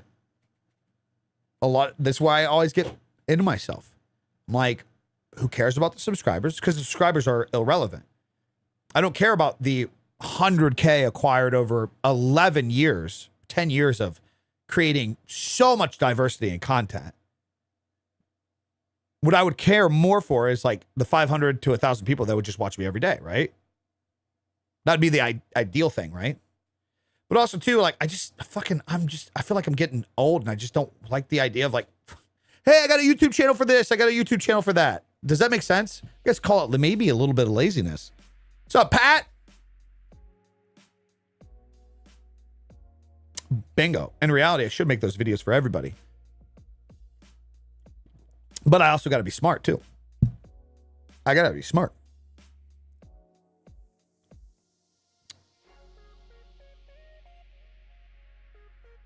Well, I can tell you why, because you don't have metadata tied to it. That's the other bad thing.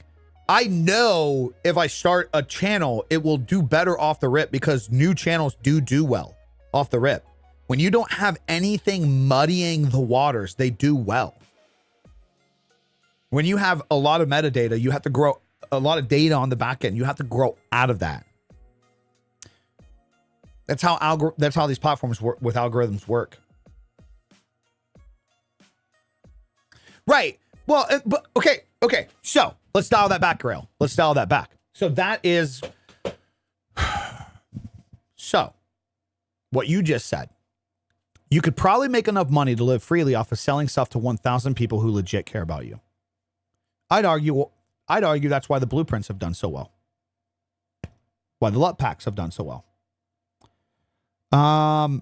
So my argument is, if I could do random vlogs and personal videos on this channel that people like that can enjoy, but then I also can take other videos and talk about the things that will also bring in new people, to those sales and to the brand, then why make another channel? Do you get what I'm saying now? Why make another channel? That's my thought process. Now, could the 20,000 viewed video gotten 40,000 views because it was on a new channel? Sure. I might argue then that that'd just be 10,000 more people that don't really care. No, I know. I'm not debating what it is. It was just hard to kind of put into words. But we were talking about analytics and channels and when to make new channels and stuff. And that's why I think it's only fair that I talk about the situation I'm in. That's why when somebody asks that, it's super subjective, man. It's very subjective. Like the person that came in a little bit ago and asked about, like he said he had 16,000 followers on TikTok, which it's not that big of a deal. No offense. It's just not. Even 200K is not a big deal on fucking TikTok. Followers mean dog shit on TikTok.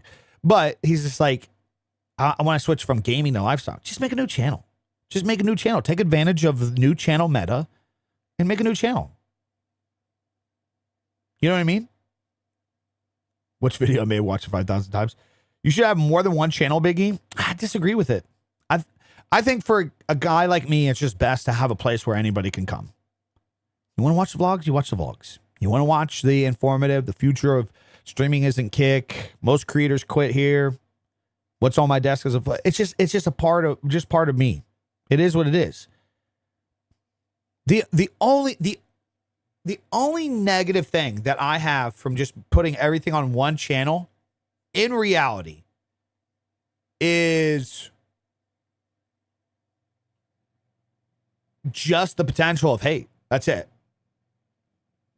That's really the only negative thing. The channel makes money, which is so monetization is nice. I get to kind of do almost what I stream here. I post here. I fucking talk about my setup here. I talk about cameras here. I talk about what's going on here. I do all these fucking things, right? I kind of get to do whatever the fuck I want. But the only thing that could be even perceived as negative is, well, what if one of your videos only gets 1,000 views versus the other one who gives a fuck? Okay, so one person's just looking for low-hanging fruit to be negative. Those people don't care. Those people are not in a position to give a shit about. So, like, you know, what's that? You know, what if you got banned? Why would I get banned? Also, too, it wouldn't matter. If you get banned on one YouTube channel, you get banned on all of yours. If you do something to break TOS and you get your channel taken down, anything that's tied to your channel gets taken down with it. Hope you guys know that, by the way. I'm pretty sure that's how most platforms work. You get banned, you get banned. Period. Doesn't matter if you have other channels. You're banned off the platform for a reason. We know Twitch has this. You can't even, on Twitch, you can't even fucking stream the person that gets banned. They're that banned. I'm pretty sure that's actually any platform too. Yeah. Oh yeah, it was. Like that was the big controversy. Like when Steve Will Do It got banned, he was banned on YouTube altogether. Like people couldn't put him in videos.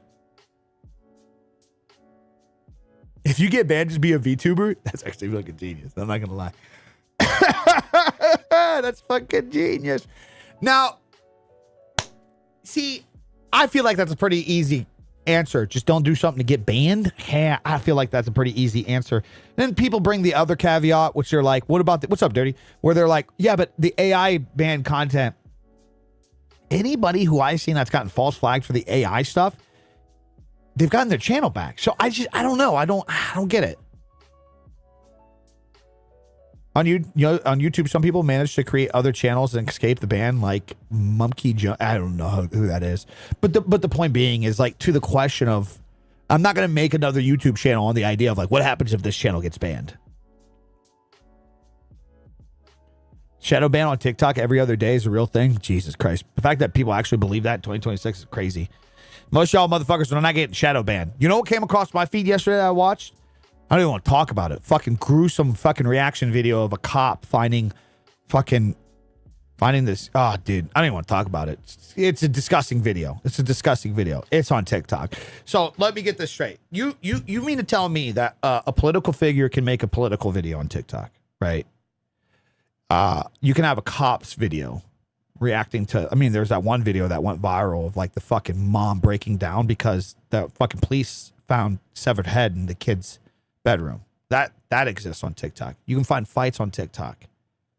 You can find crazy shit on TikTok, but you think you're so fucking special that the multi-billion-dollar platform with the world's most advanced algorithm is saying, nope, your videos are so good that we have to stop them from getting pushed in the algorithm.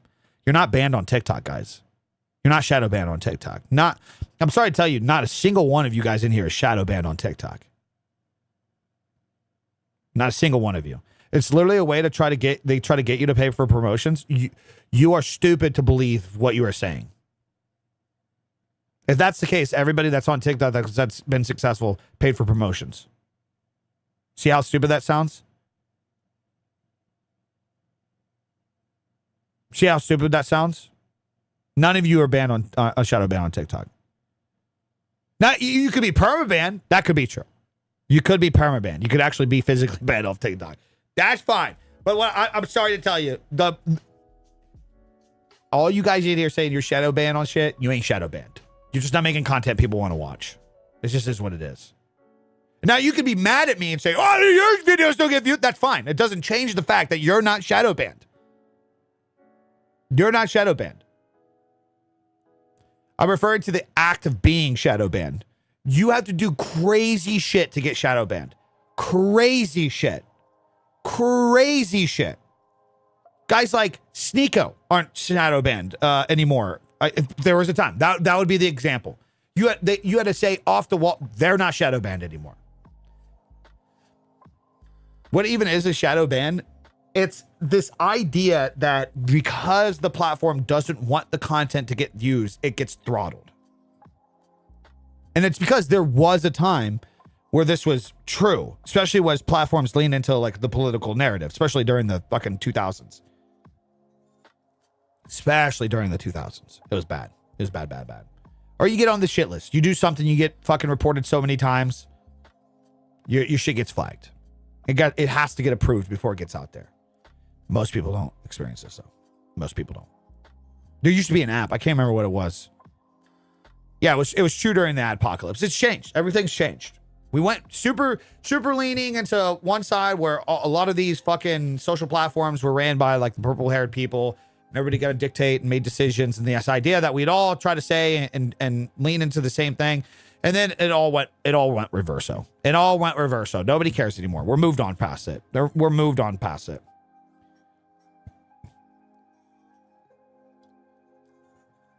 My friend bought 10 bot viewers and he got 15 followers the same day. Like, how? Yeah, that's crazy. So if the vid gets 300 views, is it good to delete it and re-edit and post it again to see how it does? I mean, you can just fucking re-edit and repost it. You can take the same video, edit it 3 different ways and post it the same fucking day. It's not that deep. It's really not that deep. I have no idea what your question is. But, guys, I do got to also say, it's about that time. Yeah, we've been live for 3 hours. I got to go get some content done myself. Got to go get some content done myself. Got to stay active on my own grind. Boys, I'm going to answer some fucking emails today, too. Got to get going on the shit. Anyways, boys, appreciate the conversations today. Good luck in Monday. Hope Whittles watches the video. I told her that I was checking her post out on stream. Hope it helps. I mean, a lot of creators feel like this, man. A lot of creators feel like that in 2026. Guys, if you listen, it's getting to the point where I just don't even feel bad for streamers that are just like only Twitch and Kick focused and they just expect the world to find them. Like, guys, what are we talking about, man? But outside of that, you want to do something, you want to pivot directions. If you're not willing to commit to the new thing for 90 days, just don't even start. Because it's going to take that or maybe even longer to transition, to get started. We just went down all the fucking facts today. Statistics of how often people quit, how often this, that. It's insane. You would think this idea that you're constantly just competing against everybody. You're really not. You're only competing against yourself. You really are. It's actually a small percentage of creators actually show up consistently, upload, want to improve, want to get better. So even if you're doing that, you're way ahead of the fucking game. Way ahead of the game. Lock it in. Let's get it going. Let's get some shit going this year, boys. All right, I'm going to go do that myself. Later, guys.